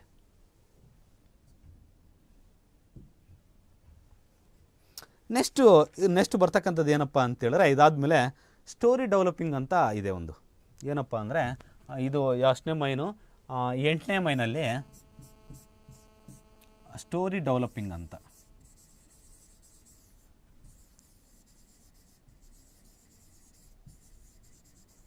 ಮಕ್ಕಳೇ ನಿಮಗೆ ಗೊತ್ತು ಪ್ರಪಂಚದಲ್ಲಿ ನಿಮಗಿಂತ ಸ್ಟೋರಿಯನ್ನು ಬಿಲ್ಡಪ್ ಮಾಡ್ತಕ್ಕಂಥವ್ರು ಯಾರೂ ಇಲ್ಲ. ಯಾಕೆ ಅಂತೇಳಿದ್ರೆ ನೀವೇನಾದರೂ ಒಂದು ವರ್ಕನ್ನು ಮಾಡಿಲ್ಲ ಅಂತೇಳಿದ್ರೆ ಟೀಚರ್ ಕೇಳಿದಾಗ ಏನು ಮಾಡ್ತೀರಿ ಅಂತೇಳಿದ್ರೆ ಇಷ್ಟೊಂದು ದೊಡ್ಡ ಕಥೆಯನ್ನು ಹೇಳ್ತೀರಿ. ಅರ್ಥ ಆಯ್ತಲ್ವಾ. ಅದಕ್ಕೆ ಅವನೇನು ಮಾಡಿರ್ತಾರಪ್ಪ ಅಂತೇಳಿದ್ರೆ ನೀವು ಸ್ವಂತ ಕಥೆಯನ್ನು ಹೇಳೋಂಥ ಅವಶ್ಯಕತೆ ಇಲ್ಲ. ಅವನೊಂದು ಕೊಟ್ಟಿರ್ತಾನೆ, ಏನಂತ ಒಂದು ಕ್ಲೂಸನ್ನು ಕೊಟ್ಟಿರ್ತಾನೆ. Develop the story using the clues given below ಅಂತ ಒಂದು ಕ್ಲೂ ಕೊಟ್ಟಿರ್ತಾನೆ. ಏನಂತ Rama Bhima friends school going ಏನೋ ಹಿಂಗೆ ಕೊಟ್ಟಿರ್ತಾನೆ. ಅರ್ಥ ಆಯ್ತಲ್ಲ. ರಾಮ ಆ್ಯಂಡ್ ಭೀಮ, ಆಮೇಲೆ ಒಂದು ಐಫೋನ್ ಹಾಕಿ ಫ್ರೆಂಡ್ಸ್ ಅಂತ ಕೊಟ್ಟಿರ್ತಾನೆ, ಗೋಯಿಂಗ್ ಅಂತ ಕೊಟ್ಟಿರ್ತಾನೆ, ಸ್ಕೂಲ್ ಅಂತ ಕೊಟ್ಟಿರ್ತಾನೆ, ನೈಬರ್ಸ್ ಅಂತ ಕೊಟ್ಟಿರ್ತಾನೆ. ನಾವು ಒಂದು ಅರ್ಥ ಮಾಡ್ಕೋಬೇಕು, ಓ ರಾಮ ಆ್ಯಂಡ್ ಭೀಮ ಫ್ರೆಂಡ್ಸ್ ಕಣೋ, ಅವರಿಬ್ಬರು ನೈಬರ್ಸ್ ಇದ್ದಾರೆ, ಸ್ಕೂಲಿಗೆ ಜೊತೆಯಲ್ಲಿ ಹೋಗ್ತಾರೆ ಅಂತ. ಆವಾಗಪ್ಪ ಸ್ಟೋರಿನ ಡೆವಲಪ್ ಮಾಡ್ತಕ್ಕಂಥದ್ದು ಅಂತ ಹೇಳಿದ್ರೆ ಅದಕ್ಕೆ ಇದೇ ರೂಟಲ್ಲೇ ಇರಬೇಕು. ಹಿಂಗೆ ಸ್ಟೋರಿನ ಡೆವಲಪ್ ಮಾಡಬೇಕಂತ ಏನಿಲ್ಲ. ಅರ್ಥ ಆಯ್ತಲ್ವಾ. ನೀವೇನು ನಮಗೆ ಸ್ಟೋರಿಯನ್ನು ನೀವು ಕಥೆಗಳನ್ನು ಹೇಳ್ತಿರೋ ಅದೇ ರೀತಿಯಾಗಿ ನಿಮ್ಮ ಸ್ವಂತ ಕಥೆಗಳು ಬೇಡ. ಅಲ್ಲಿ ಯಾವುದೋ ಒಂದು ಕೊಟ್ಟಿರ್ತಾರೆ, ರಾಮ ಆ್ಯಂಡ್ ಭೀಮ ಅಂತ ಇರ್ತಾನೆ, ನೈಬರ್ಸ್ ಅಂತ ಇರುತ್ತೆ, ಫ್ರೆಂಡ್ಸ್ ಅಂತ ಇರ್ತಾರೆ, ಸ್ಕೂಲ್ ಅಂತ ಇರ್ತಾರೆ ಜೊತೆಯಲ್ಲಿ. ಆ ಒಂದು ವರ್ಡ್ಸನ್ನು ಯೂಸ್ ಮಾಡಿ ನೀವೇನು ಮಾಡಬೇಕಪ್ಪ ಅಂತೇಳಿದ್ರೆ ಒಂದು ಸ್ಟೋರಿಯನ್ನು ಬರೀಬೇಕು. ಅರ್ಥ ಆಯ್ತಲ್ಲ. ಇದಕ್ಕೆ ರೂಲ್ಸು ರೆಗ್ಯುಲೇಷನ್ಸ್ ಏನಿಲ್ಲ, ಹಿಂಗೇನೆ ಸ್ಟೋರಿನ ಬಿಲ್ಡ್ ಮಾಡಬೇಕು ಅಂತ ನಿಮ್ಮಿಷ್ಟ. ಅರ್ಥ ಆಯ್ತಲ್ಲ. ಅಲ್ಲಿ ಥೀಮ್ ತಗೊಳ್ರಿ, ಅಲ್ಲಿ ನಿಮ್ಗೆ ಏನು ಅನಿಸುತ್ತೋ ಅದನ್ನು ಬರೀರಿ.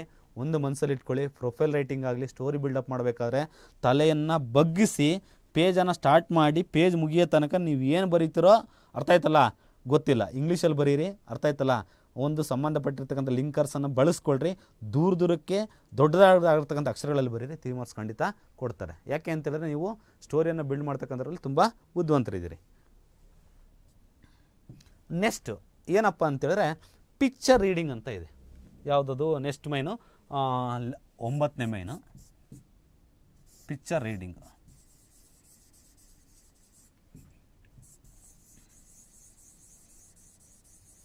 ಒಂದು ಪಿಕ್ಚರನ್ನು ಕೊಟ್ಟಿರ್ತಾನೆ,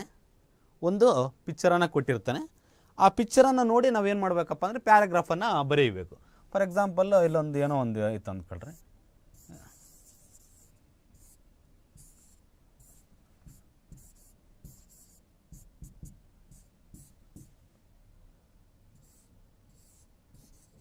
ಇಲ್ಲೊಂದು ಏನಪ್ಪ ಅಂತೇಳಿದ್ರೆ ಈ ಥರ ಒಂದು ಪಿಕ್ಚರ್ ಕೊಟ್ಟಿರ್ತಾನೆ. ಆ ಪಿಕ್ಚರನ್ನು ನೋಡಿಬಿಟ್ಟು ನಿಮ್ಗೇನಾದ್ರು ನೋಡಿರಿ, ಈ ಪಿಕ್ಚರನ್ನು ನೋಡಿದಾಗ ನಿಮ್ಗೇನು ಅನಿಸುತ್ತೆ ಅಂದರೆ ಇಲ್ಲಿ ಏನಪ್ಪ ಅಂತಂದ್ರೆ ಒಂದು ಮರ ಐತೆ, ಆಮೇಲೆ ಇಲ್ಲೊಂದು ಮನೆ ಐತೆ, ಇಲ್ಲೊಂದು ಏನೈತೆ ಶಿಪ್ ಐತೆ, ಇಲ್ಲೆಲ್ಲ ನೀರಿದ್ದಾವೆ, ಮೇಲ್ಗಡೆ ಎಲ್ಲನೂ ಕೂಡ ಏನಪ್ಪ ಅಂದರೆ ಪಕ್ಷಿಗಳು ಆಡ್ತಾ ಇದ್ದಾವೆ. ಈ ಥರ ಒಂದು ಚಿತ್ರವನ್ನು ನೋಡಿದಾಗ ನಿಮ್ಗೇನೋ ಅನಿಸುತ್ತೆ, ಏನೋ ಅನಿಸುತ್ತೆ. ಕೆಲವ್ರಿಗೆ ಇದು ಪಕ್ಷಿ ಅಂತ ಅನಿಸ್ಬೋದು, ಕೆಲವ್ರಿಗೆ ಇದು ಆರ್ ಅಂತ ಅನಿಸ್ಬೋದು ಅಲ್ವಾ. ಚಿತ್ರವನ್ನು ನೋಡಿದಾಗ ಪ್ರತಿಯೊಬ್ಬರಿಗೂ ಕೂಡ ಏನಾದರೂ ಒಂದು ಅನಿಸುತ್ತೆ. ಈಗ ಈ ಚಿತ್ರ ನೋಡಿದ್ರೆ ನನಗೆ ಅನಿಸ್ತು ಇದು ಮರ, ಇದು ಮನೆ, ಅರ್ಥ ಆಯ್ತಲ್ಲ, ಇದು ಬಾಗಿಲು, ಇದು ಶಿಪ್ಪು ಅಂತ. ಈಗ ನನಗನ್ಸುತ್ತೆ, ಇನ್ನೊಬ್ರಿಗೆ ಏನೋ ಒಂಥರ ಅನಿಸುತ್ತೆ. ನೀವು ಏನಪ್ಪ ಅಂದರೆ ಆ ಪಿಕ್ಚರನ್ನು ನೋಡಿ ಆ ಪಿಕ್ಚರ್ ಬಗ್ಗೆ ಈ ಒಂದು SSLC ಎಕ್ಸಾಮನ್ನು ಬರೀತಕ್ಕಂಥ ಪ್ರತಿಯೊಂದು ಮಗುಗೂ ಕೂಡ ಒಬ್ಬೊಬ್ರಿಗೆ ಒಂದೊಂದು ಥರ ಅನಿಸುತ್ತೆ. ಆ ಪಿಕ್ಚರನ್ನು ನೋಡಿ ಇದೇ ಥರನೇ ನೀವು ಸ್ಟೋರಿಯನ್ನು ಬರೀಬೇಕು ಅಂತ ನಾವು ಯಾರೂ ಕೂಡ ಎಕ್ಸ್ಪೆಕ್ಟ್ ಮಾಡಲ್ಲ. ಆ ಪಿಕ್ಚರ್ ಬಗ್ಗೆ ನಿನಗೆ ಏನು ಅನಿಸುತ್ತೋ ಅದನ್ನು ನೀನು ಬರೀಬೇಕು, ಇಂಗ್ಲೀಷಲ್ಲಿ ಬರೀಬೇಕು. ಅದು ಏನಾದರೂ ಬರೀ, ಆ ಪಿಕ್ಚರ್ ಬಗ್ಗೆ ನೀನು ಏನು ಅನಿಸುತ್ತೋ ಅದನ್ನೇ ಬರೀ. ಈ ಪಿಕ್ಚರ್ ನೋಡಿದಾಗ ಇದು ಮರ ಅಂತಲೇ ಬರೀಬೇಕು ಬೇಡ, ನಿನಗೇನು ಅನಿಸುತ್ತೋ ಬರೀ, ಏನು ತೊಂದರೆ ಇಲ್ಲ, ಅರ್ಥ ಆಯ್ತಲ್ವಾ. ಇದು ಶಿಪ್ಪು ಅಂತ ಅನಿಸುತ್ತಾ ನಿನಗೆ, ಬೋಟ್ ಅಂತ ಅನಿಸುತ್ತಾ, ಇದು RCC ಮನೆ ಅನಿಸುತ್ತಾ, ಇದು ಅಟ್ಟು ಗುಡಿಸ್ಲು ಅಂತ ಅನಿಸುತ್ತಾ, ಏನು ಅನಿಸುತ್ತೋ ಒಟ್ಟು ಒಂದು ಚಿತ್ರವನ್ನು ನೋಡಿದಾಗ ಪ್ರಪಂಚದಲ್ಲಿರ್ತಕ್ಕಂಥ ಪ್ರತಿಯೊಂದು ಮಗುಗೂ ಕೂಡ ಒಂದೊಂದು ಥರ ಯೋಚನೆ ಮಾಡುತ್ತೋ ಅದೇ ರೀತಿಯಾಗಿ ಯಾವುದೇ ಒಂದು ಪಿಕ್ಚರನ್ನು ಕೊಟ್ಟಾಗ ನಿಮ್ಗೆ ಏನು ಅನಿಸುತ್ತೋ ಅದನ್ನು ನೀವು ಬರಿತಾ ಹೋಗ್ರಿ. ಇದು ಕೂಡ ಪಿಕ್ಚರ್ ರೀಡಿಂಗ್ಗೆ 3 ಮಾರ್ಕ್ಸ್ ಇರುತ್ತೆ. ನೀವು ಎಕ್ಸಾಮಲ್ಲಿ ಏನು ಮಾಡ್ತೀರಿ ಅಂದರೆ, ಸರ್ ಅದೇನೋ ಪಿಕ್ಚರ್ ಕೊಟ್ಟಿದ್ರು ಸರ್ ನಮ್ಗೆ ಅರ್ಥನೇ ಆಗಲಿಲ್ಲ ಸರ್ ಅಂತ. ಒಂದೊಂದು ಸಲ ಟ್ರಾಫಿಕ್ ಸಿಗ್ನಲ್ಸ್ ಎಲ್ಲ ಕೊಟ್ಟಿರ್ತಾನೆ, ನಿಮ್ಗೆ ಹೇಳ್ತಾ ಇದ್ದೀನಲ್ಲ ಪಿಕ್ಚರ್ ರೀಡಿಂಗ್ ಅಂತ ಹೇಳಿದ್ರೆ ನಿಮ್ಗೆ ಏನು ಅನಿಸುತ್ತೋ, ಸರ್ ಅದೇನೋ ಚಿತ್ರ ಕೊಟ್ಟಿದ್ರು ಸರ್ ಅಲ್ಲೇನೋ ಪ್ರಿಂಟ್ ಮಿಸ್ಟೇಕ್ ಇತ್ತು ಸರ್ ಅದೇನೋ ನಂಗೆ ಕರೆಕ್ಟಾಗಿ ಗೊತ್ತಾಗಿಲ್ಲ ಸರ್ ಅಂತ ನಿಮ್ಗೆ ಏನಾನ ಅನಿಸುತ್ತೋ ಅದನ್ನು ಬರೀರಿ. That's all. ಒಟ್ಟೇನಪ್ಪ ಅಂದರೆ ಇಂಗ್ಲೀಷಲ್ಲಿ ಬರೀರಿ ಅಷ್ಟೇ. ಈಗ ಇದಾದಮೇಲೆ ನೆಕ್ಸ್ಟ್ ಬರ್ತಕ್ಕಂಥದ್ದು ಯಾವುದಪ್ಪ ಅಂತೇಳಿದ್ರೆ 10ನೇ ಮೈನು ನಮಗೆ ತುಂಬ ಇಷ್ಟ ಆಗಿರ್ತಕ್ಕಂಥದ್ದು ಯಾವುದಪ್ಪ ಅಂದರೆ 34ನೇ ಕ್ವಶನ್ನು ಕೋಟ್ ಫ್ರಮ್ ಮೆಮೊರಿ ಅಂತ. ಕೋಟ್ ಫ್ರಮ್ ಮೆಮೊರಿ ಅಂತೇಳಿದ್ರೆ ಇದ್ರ ಬಗ್ಗೆ ನಾನು ಜಾಸ್ತಿ ಎಕ್ಸ್ಪ್ಲೇನ್ ಮಾಡೋಂಥ ಅವಶ್ಯಕತೆ ಇಲ್ಲ. ಇದಕ್ಕೆ 4 ಮಾರ್ಕ್ಸ್ ಇರುತ್ತೆ. ನಿಮಗೆ ಮೆಮೊರೈಸೇಷನ್ ಪೊಯಮ್ಸ್ ಯಾವ ಅಂತ ಗೊತ್ತು ಅಲ್ವಾ. ಯಾವುದು poem number 2 quality of mercy, poem number 6 ballad of the tempest ಮತ್ತು poem number 7 the blind boy. ಈ 3 ಕೂಡ ಅವನೇನು ಮಾಡಿದ್ದಾನೆ, ಟೆಕ್ಸ್ಟ್ ಬುಕ್ಕಲ್ಲಿ ಮೆಮೊರೈಸೇಷನ್ ಪೊಯಮ್ ಅಂತ ಕೊಟ್ಟಿದ್ದಾನೆ, ಅರ್ಥ ಆಯ್ತಲ್ಲ. ಆ 3ರಲ್ಲಿ 2 ಕೇಳ್ತಾನೆ. ನಿಮಗೆ ಯಾವುದನ್ನು ನೀವು ಕಲ್ತ್ಕೊಂಡಿರ್ತೀರೋ ಅದನ್ನು ಬರೀರಿ, ಇದ್ರ ಬಗ್ಗೆ ಎಕ್ಸ್ಪ್ಲನೇಷನ್ನು ಬೇಡ, ಅರ್ಥ ಆಯ್ತಲ್ಲ. ಬರೀಬೇಕಾದ್ರೆ ಒಂದು ಮನಸ್ಸಲ್ಲಿ ಇಟ್ಕೊಳ್ಳಿ, ಇದು 4 ಮಾರ್ಕ್ಸ್ ಇರುತ್ತೆ, 4 ಲೈನ್ಸ್ ಕೇಳ್ತಾರೆ. ಬರೀಬೇಕಾದ್ರೆ ಕಾಮ, ಪುಲಿ staff, inverted commerce, capital letters ಅದನ್ನು ನೀಟಾಗಿ ಮೇಂಟೈನ್ ಮಾಡಿರಿ. 4 ಮಾರ್ಕ್ಸ್ಗೆ 4 ಬರುತ್ತೆ. ನೆಕ್ಸ್ಟು ಬರ್ತಕ್ಕಂಥದ್ದು ಯಾವುದಪ್ಪ ಅಂದರೆ ಪ್ಯಾಸೇಜ್. 11ನೇ ಮೇನು ಪ್ಯಾಸೇಜ್ ಬರುತ್ತೆ. ಇದು ಪ್ಯಾಸೇಜ್ ಅಂತ ಹೇಳಿದ್ರೆ ಏನಪ್ಪ ಅಂತೇಳಿದ್ರೆ ಅಲ್ಲೊಂದು ಕ್ವಶನ್ ಕೇಳಿರ್ತಾನೆ, read the following passage and answer the questions that follow ಅಂತ. ಅಂದರೆ ಒಂದು ಪ್ಯಾಸೇಜನ್ನು ಕೊಟ್ಟಿದ್ದೀವಿ, ಅದಕ್ಕೆ ನಾವು ಏನು ಮಾಡ್ತೀವಿ, 2 ಕ್ವಶನನ್ನು ಕೇಳ್ತೀವಿ, ಬರೀರಿ ಅಂತ. ಒಂದು ಕ್ವಶನ್ಗೆ 2 ಮಾರ್ಕ್ಸು. ನಿಮಗೆ ಒಂದು ಗೊತ್ತಿರಲಿ, ಇದು ಕೆಲವೊಂದು ಸಾರಿ ಬುದ್ಧಿವಂತರು 4 ಮಾರ್ಕ್ಸ್ಗೆ 2 ಮಾರ್ಕ್ಸ್ ತಗೊತಾರೆ, ಒಂದೊಂದು ಸಾರಿ 0 ತಗೊತಾರೆ, ಅರ್ಥ ಆಯ್ತಲ್ವಾ. ಆದರೆ ನನಗೇನೋ ಪ್ಯಾಸೇಜ್ ಅರ್ಥ ಆಗಿಲ್ಲಪ್ಪ ಅಂದ್ಕೊತಾರಲ್ಲ, ಅವರು 4 ಮಾರ್ಕ್ಸಿಗೆ 4 ಮಾರ್ಕ್ಸನ್ನು ತಗೊತಾರೆ. ಹೆಂಗೆ ಅಂದರೆ ಈ ಭಾರಿ ಬುದ್ಧಿವಂತರು ಇರ್ತಾರಲ್ಲ, ಅವ್ರು ಏನು ಮಾಡ್ತಾರಪ್ಪ ಅಂದರೆ ಈ ಪ್ಯಾಸೇಜನ್ನು ಪ್ಯಾಸೇಜ್ಗೆ ಆನ್ಸರ್ ಹೆಂಗಿರುತ್ತಪ್ಪ ಅಂತೇಳಿ 2 ಕ್ವಶನ್ ಇರ್ತಾವಲ್ಲ, ಒಂದೊಂದು ಸಲ ಫಸ್ಟ್ ಕ್ವಶನ್ಗೆ ಆನ್ಸರು ಲಾಸ್ಟಲ್ಲಿ ಇರುತ್ತೆ, ಸೆಕೆಂಡ್ ಕ್ವಶನ್ಗೆ ಆನ್ಸರು ಫಸ್ಟಲ್ಲೇ ಇರುತ್ತೆ. ಕೆಲವ್ರು ಏನು ಮಾಡ್ತಾರಪ್ಪ ಅಂತೇಳಿದ್ರೆ ಭಾರಿ ತಲೆ ಕೆಡಿಸ್ಕೊಂಡು ಅದು ಒಂದೊಂದು ಸಲ ಏನಪ್ಪ ಅಂದರೆ ಈಸಿಯಾಗಿರುತ್ತೆ. ಹೆಂಗೆ ಈಸಿಯಾಗಿರುತ್ತೆ ಅಂತೇಳಿದ್ರೆ ಕ್ವಶನಲ್ಲಿ ಯಾವುದೋ ಒಂದು ವರ್ಡ್ ಇರುತ್ತೆ, ಅದೇ ವರ್ಡ್ ಎಲ್ಲೋ ಒಂದು ಕಡೆಗೆ ಸ್ಟಾರ್ಟ್ ಆಗಿರುತ್ತೆ, ಅದರ ಹಿಂದೆ ಮುಂದೆ ಬರೆದ್ರೆ ಆನ್ಸರ್ ಆಗುತ್ತೆ ಒಂದೊಂದು ಸಾರಿ ಏನಪ್ಪ ಅಂತೇಳಿದ್ರೆ ಸ್ವಲ್ಪ ಕ್ರಿಟಿಕಲ್ ಆಗಿ ಕೊಟ್ಟಿರ್ತಾನೆ. ಅವಾಗ ಏನು ಮಾಡ್ತಾರೆ, ಈ ಬುದ್ಧಿವಂತರೆಲ್ಲನೂ ಕೂಡ ಏನು ಮಾಡ್ತಾರಪ್ಪ ಅಂದರೆ ತುಂಬ ಹುಡುಕಿ ಒಂದೊಂದು ಸಲ ಏನಾಗ್ತಾರಪ್ಪ ಅಂತೇಳಿದ್ರೆ ಸಕ್ಸಸ್ ಆದರೆ 4 ಬರುತ್ತೆ, ಇಲ್ಲ ಅಂದರೆ ಒಂದು ಕ್ವಶನ್ನು ಸಕ್ಸಸ್ ಆಗಿ 2 ಮಾರ್ಕ್ಸ್ ಬರುತ್ತೆ, ಇಲ್ಲ ಅಂತೇಳಿದ್ರೆ 2 ಕ್ವಶನ್ ಬಿದ್ದೋಗಿ 0 ಬರುತ್ತೆ. ಆದರೆ ಪ್ಯಾಸೇಜ್ ಯಾರಿಗೆ ಅರ್ಥ ಆಗಿಲ್ವೋ ಅವ್ರಿಗೆ 4 ಮಾರ್ಕ್ಸ್ ಬರುತ್ತೆ. ಹೆಂಗೆ ಅಂದರೆ ನೀವು ಒಂದು ತಿಳ್ಕೊಳ್ಳಿ, ಇಂಗ್ಲೀಷಲ್ಲಿ ನಮಗೆ 2.5 ಗಂಟೆ ಇರುತ್ತೆ. ನಿಜವಾಗ್ಲೂ ಕೂಡ ಹೇಳ್ತಾ ಇದ್ದೀನಿ ಕೇಳಿಸ್ಕೊಳ್ಳಿ, 1 ಗಂಟೆ 50 ನಿಮಿಷ ಅಥವಾ 2 ಗಂಟೆಗೆ ನಾವು ಇಂಗ್ಲೀಷನ್ನು ಬರೆದು ಮುಗಿಸ್ಬೋದು. ಆವಾಗ ಇನ್ನು ಅರ್ಧ ಗಂಟೆ ಏನು ಮಾಡ್ಬೇಕಂತ ಕೇಳ್ರಿ. ಈಗ ಪ್ಯಾಸೇಜ್ ಕೊಟ್ಟಿರ್ತಾನಲ್ಲ, 2 ಕ್ವಶನ್ ಕೊಟ್ಟಿರ್ತಾನೆ, 1ನೇ ಕ್ವಶನ್ನು 2ನೇ ಕ್ವಶನ್ನು. ನೀವೇನು ಮಾಡಬೇಕಪ್ಪ ಅಂತ ಹೇಳಿದ್ರೆ 1ನೇ ಕ್ವಶನ್ಗೆ ಪೂರ್ತಿ ಪ್ಯಾಸೇಜನ್ನು ಬರೀರಿ, 2ನೇ ಕ್ವಶನ್ಗೂ ಕೂಡ ಏನು ಮಾಡ್ತೀರಿ ನೀವು ಪೂರ್ತಿ ಪ್ಯಾಸೇಜನ್ನು ಬರೀರಿ. ಅವಾಗ ಎಷ್ಟು ಮಾರ್ಕ್ಸ್ ಬಂತು? 4 ಬಂತು. ಯಾವಾಗ ನಿಮಗೆ ಆನ್ಸರ್ ಗೊತ್ತಿಲ್ಲದೆ ಇದ್ದಾಗ 1ನೇ ಕ್ವಶನ್ಗೂ ಕೂಡ ಪೂರ್ತಿ ಪ್ಯಾಸೇಜನ್ನು ಬರೀರಿ, 2ನೇ ಕ್ವಶನ್ಗೂ ಕೂಡ ಪೂರ್ತಿ ಪ್ಯಾಸೇಜನ್ನು ಬರೀರಿ. ಆವಾಗೆಲ್ಲ ಒಂದು ಕಡೆಗೆ ಆನ್ಸರ್ ಇರಲೇಬೇಕಲ್ಲ. ಅವಾಗ ಏನು ಮಾಡ್ತಾರೆ, ಅವನು ಕರೆಕ್ಟಾಗಿ ನೀವು ಏನಂದ್ಕೊಂಡಿರ್ತಾರೆ, ಪ್ಯಾಸೇಜಲ್ಲಿ ಅವ್ನು ಏನೋ ಕೊಟ್ಟಿದ್ದ ಕಣ, ನನಗೇನು ಅರ್ಥ ಆಗಿಲ್ಲ ಕಣ, ಅದು 1ನೇ ಕ್ವಶನ್ಗೆ ಅಲ್ಲಿತ್ತ, 2ನೇ ಕ್ವಶನ್ಗೆ ಇಲ್ಲ. ನಾನು 1ನೇ ಕ್ವಶನ್ಗೆ ಮೇಲೆ ಇರ್ತದಂತ ಮೇಲ್ಗಡೆ ಬರ್ತಿದ್ದೆ, ಇವ್ನು ನೋಡಿದ್ರೆ 1ನೇ ಕ್ವಶನ್ಗೆ ಲಾಸ್ಟಲ್ಲಿ ಕೊಟ್ಟವನೇ, ಲಾಸ್ಟ್ ಕ್ವಶನ್ಗೆ ಮೇಲೆ ಕೊಟ್ಟವನೇ. ಈ ಥರ ಎಲ್ಲ ಡಿಸ್ಕಸ್ ಎಲ್ಲ ಮಾಡ್ತಿರ್ತಾರೆ ಮಕ್ಕಳು. ಏನು ಬೇಡ ಮಕ್ಕಳೇ, ತಲೆ ಕೆಡಿಸ್ಕೊಬೇಡ್ರಿ. ಪ್ಯಾಸೇಜ್ ಒಂದೊಂದು ಸಲ ಏನಪ್ಪ ಅಂದರೆ ಒಂದು 7 to 8 ಸೆಂಟೆನ್ಸ್ ಇರುತ್ತೆ, ಬರೀರಿ. ಯಾವಾಗ ನಿಮಗೆ ಪ್ಯಾಸೇಜ್ ಅರ್ಥ ಆಗದಿದ್ದಾಗ ಈ ಥರ ಮಾಡ್ಕೋಬೋದು ನಾವು. ನೆಕ್ಸ್ಟ್ ಇನ್ನೊಂದು ಯಾವುದಪ್ಪ ಅಂತೇಳಿದ್ರೆ, ಯಾವುದು 12ನೇ ಮೈನ್ ಬರುತ್ತೆ. Answer the following questions in about 8 to 10 sentences ಅಂತ. ಅಂದರೆ ಸಮ್ಮರಿ ಕೇಳ್ತಾನೆ. ಸಮ್ಮರಿ ನಿಮ್ಗೆ ಗೊತ್ತು, ಗ್ರಾಂಡ್ ಕ್ಲೇಮ್ ಸೆಟ್ರಿ ಯಾದರೂ ಕಲ್ತ್ಕೊಳ್ಳಿ, ಜಾರ್ಜ್ ಪೋಯಮ್ 2 ಅಥವಾ ಸಂಗ್ ಆಫ್ ಇಂಡಿಯಾನೂ ಅದು. ಅವು 3 ಕೂಡ ಎಕ್ಸ್ಪೆಕ್ಟೆಡ್ ಆಗಿರ್ತಕ್ಕಂಥ ಒಂದು ಯಾವಪ್ಪ ಅಂತೇಳಿದ್ರೆ ಕ್ವಶನ್ಸು ಲಾಂಗ್ಗೆ. ಅದಾದಮೇಲೆ ನೆಕ್ಸ್ಟು ಯಾವುದಪ್ಪ ಅಂದರೆ ಎಸ್ಸೆ ರೇಟಿಂಗ್ ಬರುತ್ತೆ.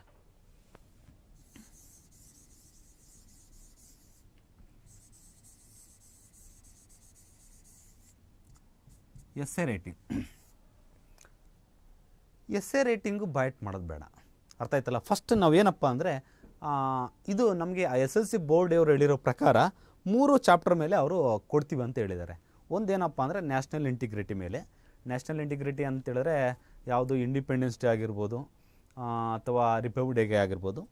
ಪೊಲ್ಯೂಷನ್ ಅಂದರೆ ಏರ್ ಪೊಲ್ಯೂಷನ್ ಆಗಿರ್ಬೋದು ಅಥವಾ ವಾಟರ್ ಪೊಲ್ಯೂಷನ್ ಆಗಿರ್ಬೋದು. ಅದು ಇಲ್ಲ ಅಂತೇಳಿದ್ರೆ ಯಾವುದು, ಮಾಸ್ ಮೀಡಿಯಾ ಅಂತೇಳಿದ್ರೆ ನ್ಯೂಸ್ ಪೇಪರು, ಕಂಪ್ಯೂಟರು, ಇಂಟರ್ನೆಟು, ಈ ಥರ. ಇಲ್ಲಿ ಏನಪ್ಪ ಅಂತೇಳಿದ್ರೆ ನಾನು ನಿಮಗೆ ಹೇಳ್ತಾ ಇದ್ದೀನಿ ನೋಡಿರಿ, ಯಾರು ಇಂಗ್ಲೀಷಲ್ಲಿ ಫೇಲ್ ಆಗಿದ್ದೀರೋ, ಅರ್ಥ ಆಯ್ತಲ್ಲ, ಫೇಲ್ ಆಗಿದ್ದೀರಾ ಅಂತಂದರೆ ನೀವೇನು ಹೆದರ್ಕೋಬೇಡ್ರಿ, ಅರ್ಥ ಆಯ್ತಲ್ಲ. ಈಗ ಪಾಸ್ ಆಗ್ತೀರಿ. ನೀವು ಏನು ಮಾಡಬೇಕಪ್ಪ ಅಂತೇಳಿದ್ರೆ, ಇಲ್ಲಿ ನಿಮಗೆ ನಾನು ಮೆಥಡನ್ನು ಹೇಳ್ಕೊಡ್ತಾ ಇಲ್ಲ, ಹೆಂಗೆ ಪ್ಯಾಸೇಜನ್ನು ಎಸ್ಸೆಯನ್ನು ಬರೀಬೇಕಂತ ನಾನು ಹೇಳ್ಕೊಡ್ತಾ ಇಲ್ಲ, ಅರ್ಥ ಆಯ್ತಲ್ಲ. ಅದರ ಬಗ್ಗೆ, ಏರ್ ಪೊಲ್ಯೂಷನ್ ಬಗ್ಗೆ ನಿಮ್ಗೆ ಏನು ಅನಿಸುತ್ತೋ, ನ್ಯೂಸ್ ಪೇಪರ್ ಬಗ್ಗೆ ಏನು ಅನಿಸುತ್ತೋ, ಅರ್ಥ ಆಯ್ತಲ್ಲ, ಅದ್ರ ಬಗ್ಗೆ ನೀವು ನಿಮ್ಮದೇ ಆಗಿರ್ತಕ್ಕಂಥ ರೀತಿಯಲ್ಲಿ ಬರೀರಿ. ಯಾಕೆ ಅಂತೇಳಿದ್ರೆ ಈಗ ಇದಕ್ಕೆ ಟೈಮ್ ಇಲ್ಲ. ಎಸ್ಸೆ ರೇಟಿಂಗ್ ಅಂದರೆ ಫಸ್ಟು ಕೊಟೇಶನ್ ಬರೀಬೇಕಲ್ಲಿ, ಫಸ್ಟು ಇದನ್ನು ಸ್ಟೋರಿ ಡೆವಲಪ್ ಮಾಡಬೇಕು, ಆಮೇಲೆ ಕನ್ಕ್ಲೂಷನ್ ಕೊಡಬೇಕು. ನೀವು ಈ ಥರ ಹೇಳಿದ್ರೆ ಕನ್ಫ್ಯೂಸ್ ಆಗ್ತೀರಿ.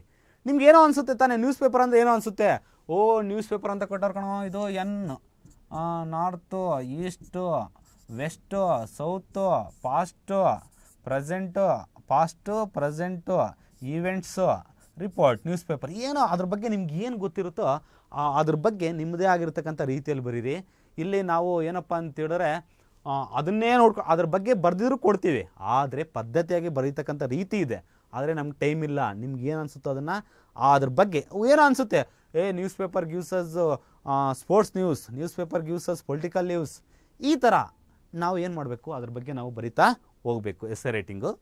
ಈಗ ನೆಕ್ಸ್ಟು ಬರ್ತಕ್ಕಂಥದ್ದು ಏನಪ್ಪ ಅಂತೇಳಿದ್ರೆ, ಲಾಸ್ಟಲ್ಲಿ ಬರ್ತಕ್ಕಂಥ ಲಾಸ್ಟ್ ಕ್ವಶನ್ನು ಮತ್ತು ತುಂಬ ಸುಂದರವಾಗಿರ್ತಕ್ಕಂಥ ಒಂದು ಕ್ವಶನ್ ಯಾವುದಪ್ಪ ಅಂತೇಳಿದ್ರೆ, ಆ ಲೆಟರ್ ರೈಟಿಂಗ್ ಬರುತ್ತೆ.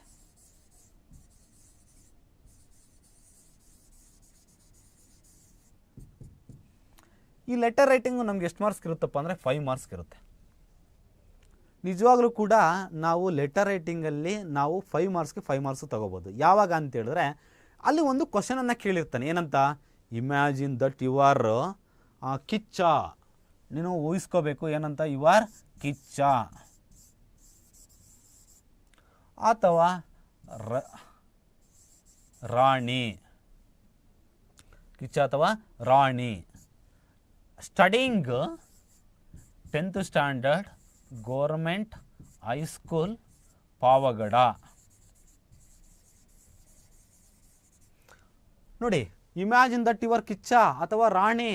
ಓಕೆ, ಸ್ಟಡಿಂಗ್ ಇನ್ನು 10th standard government high school Pavagada.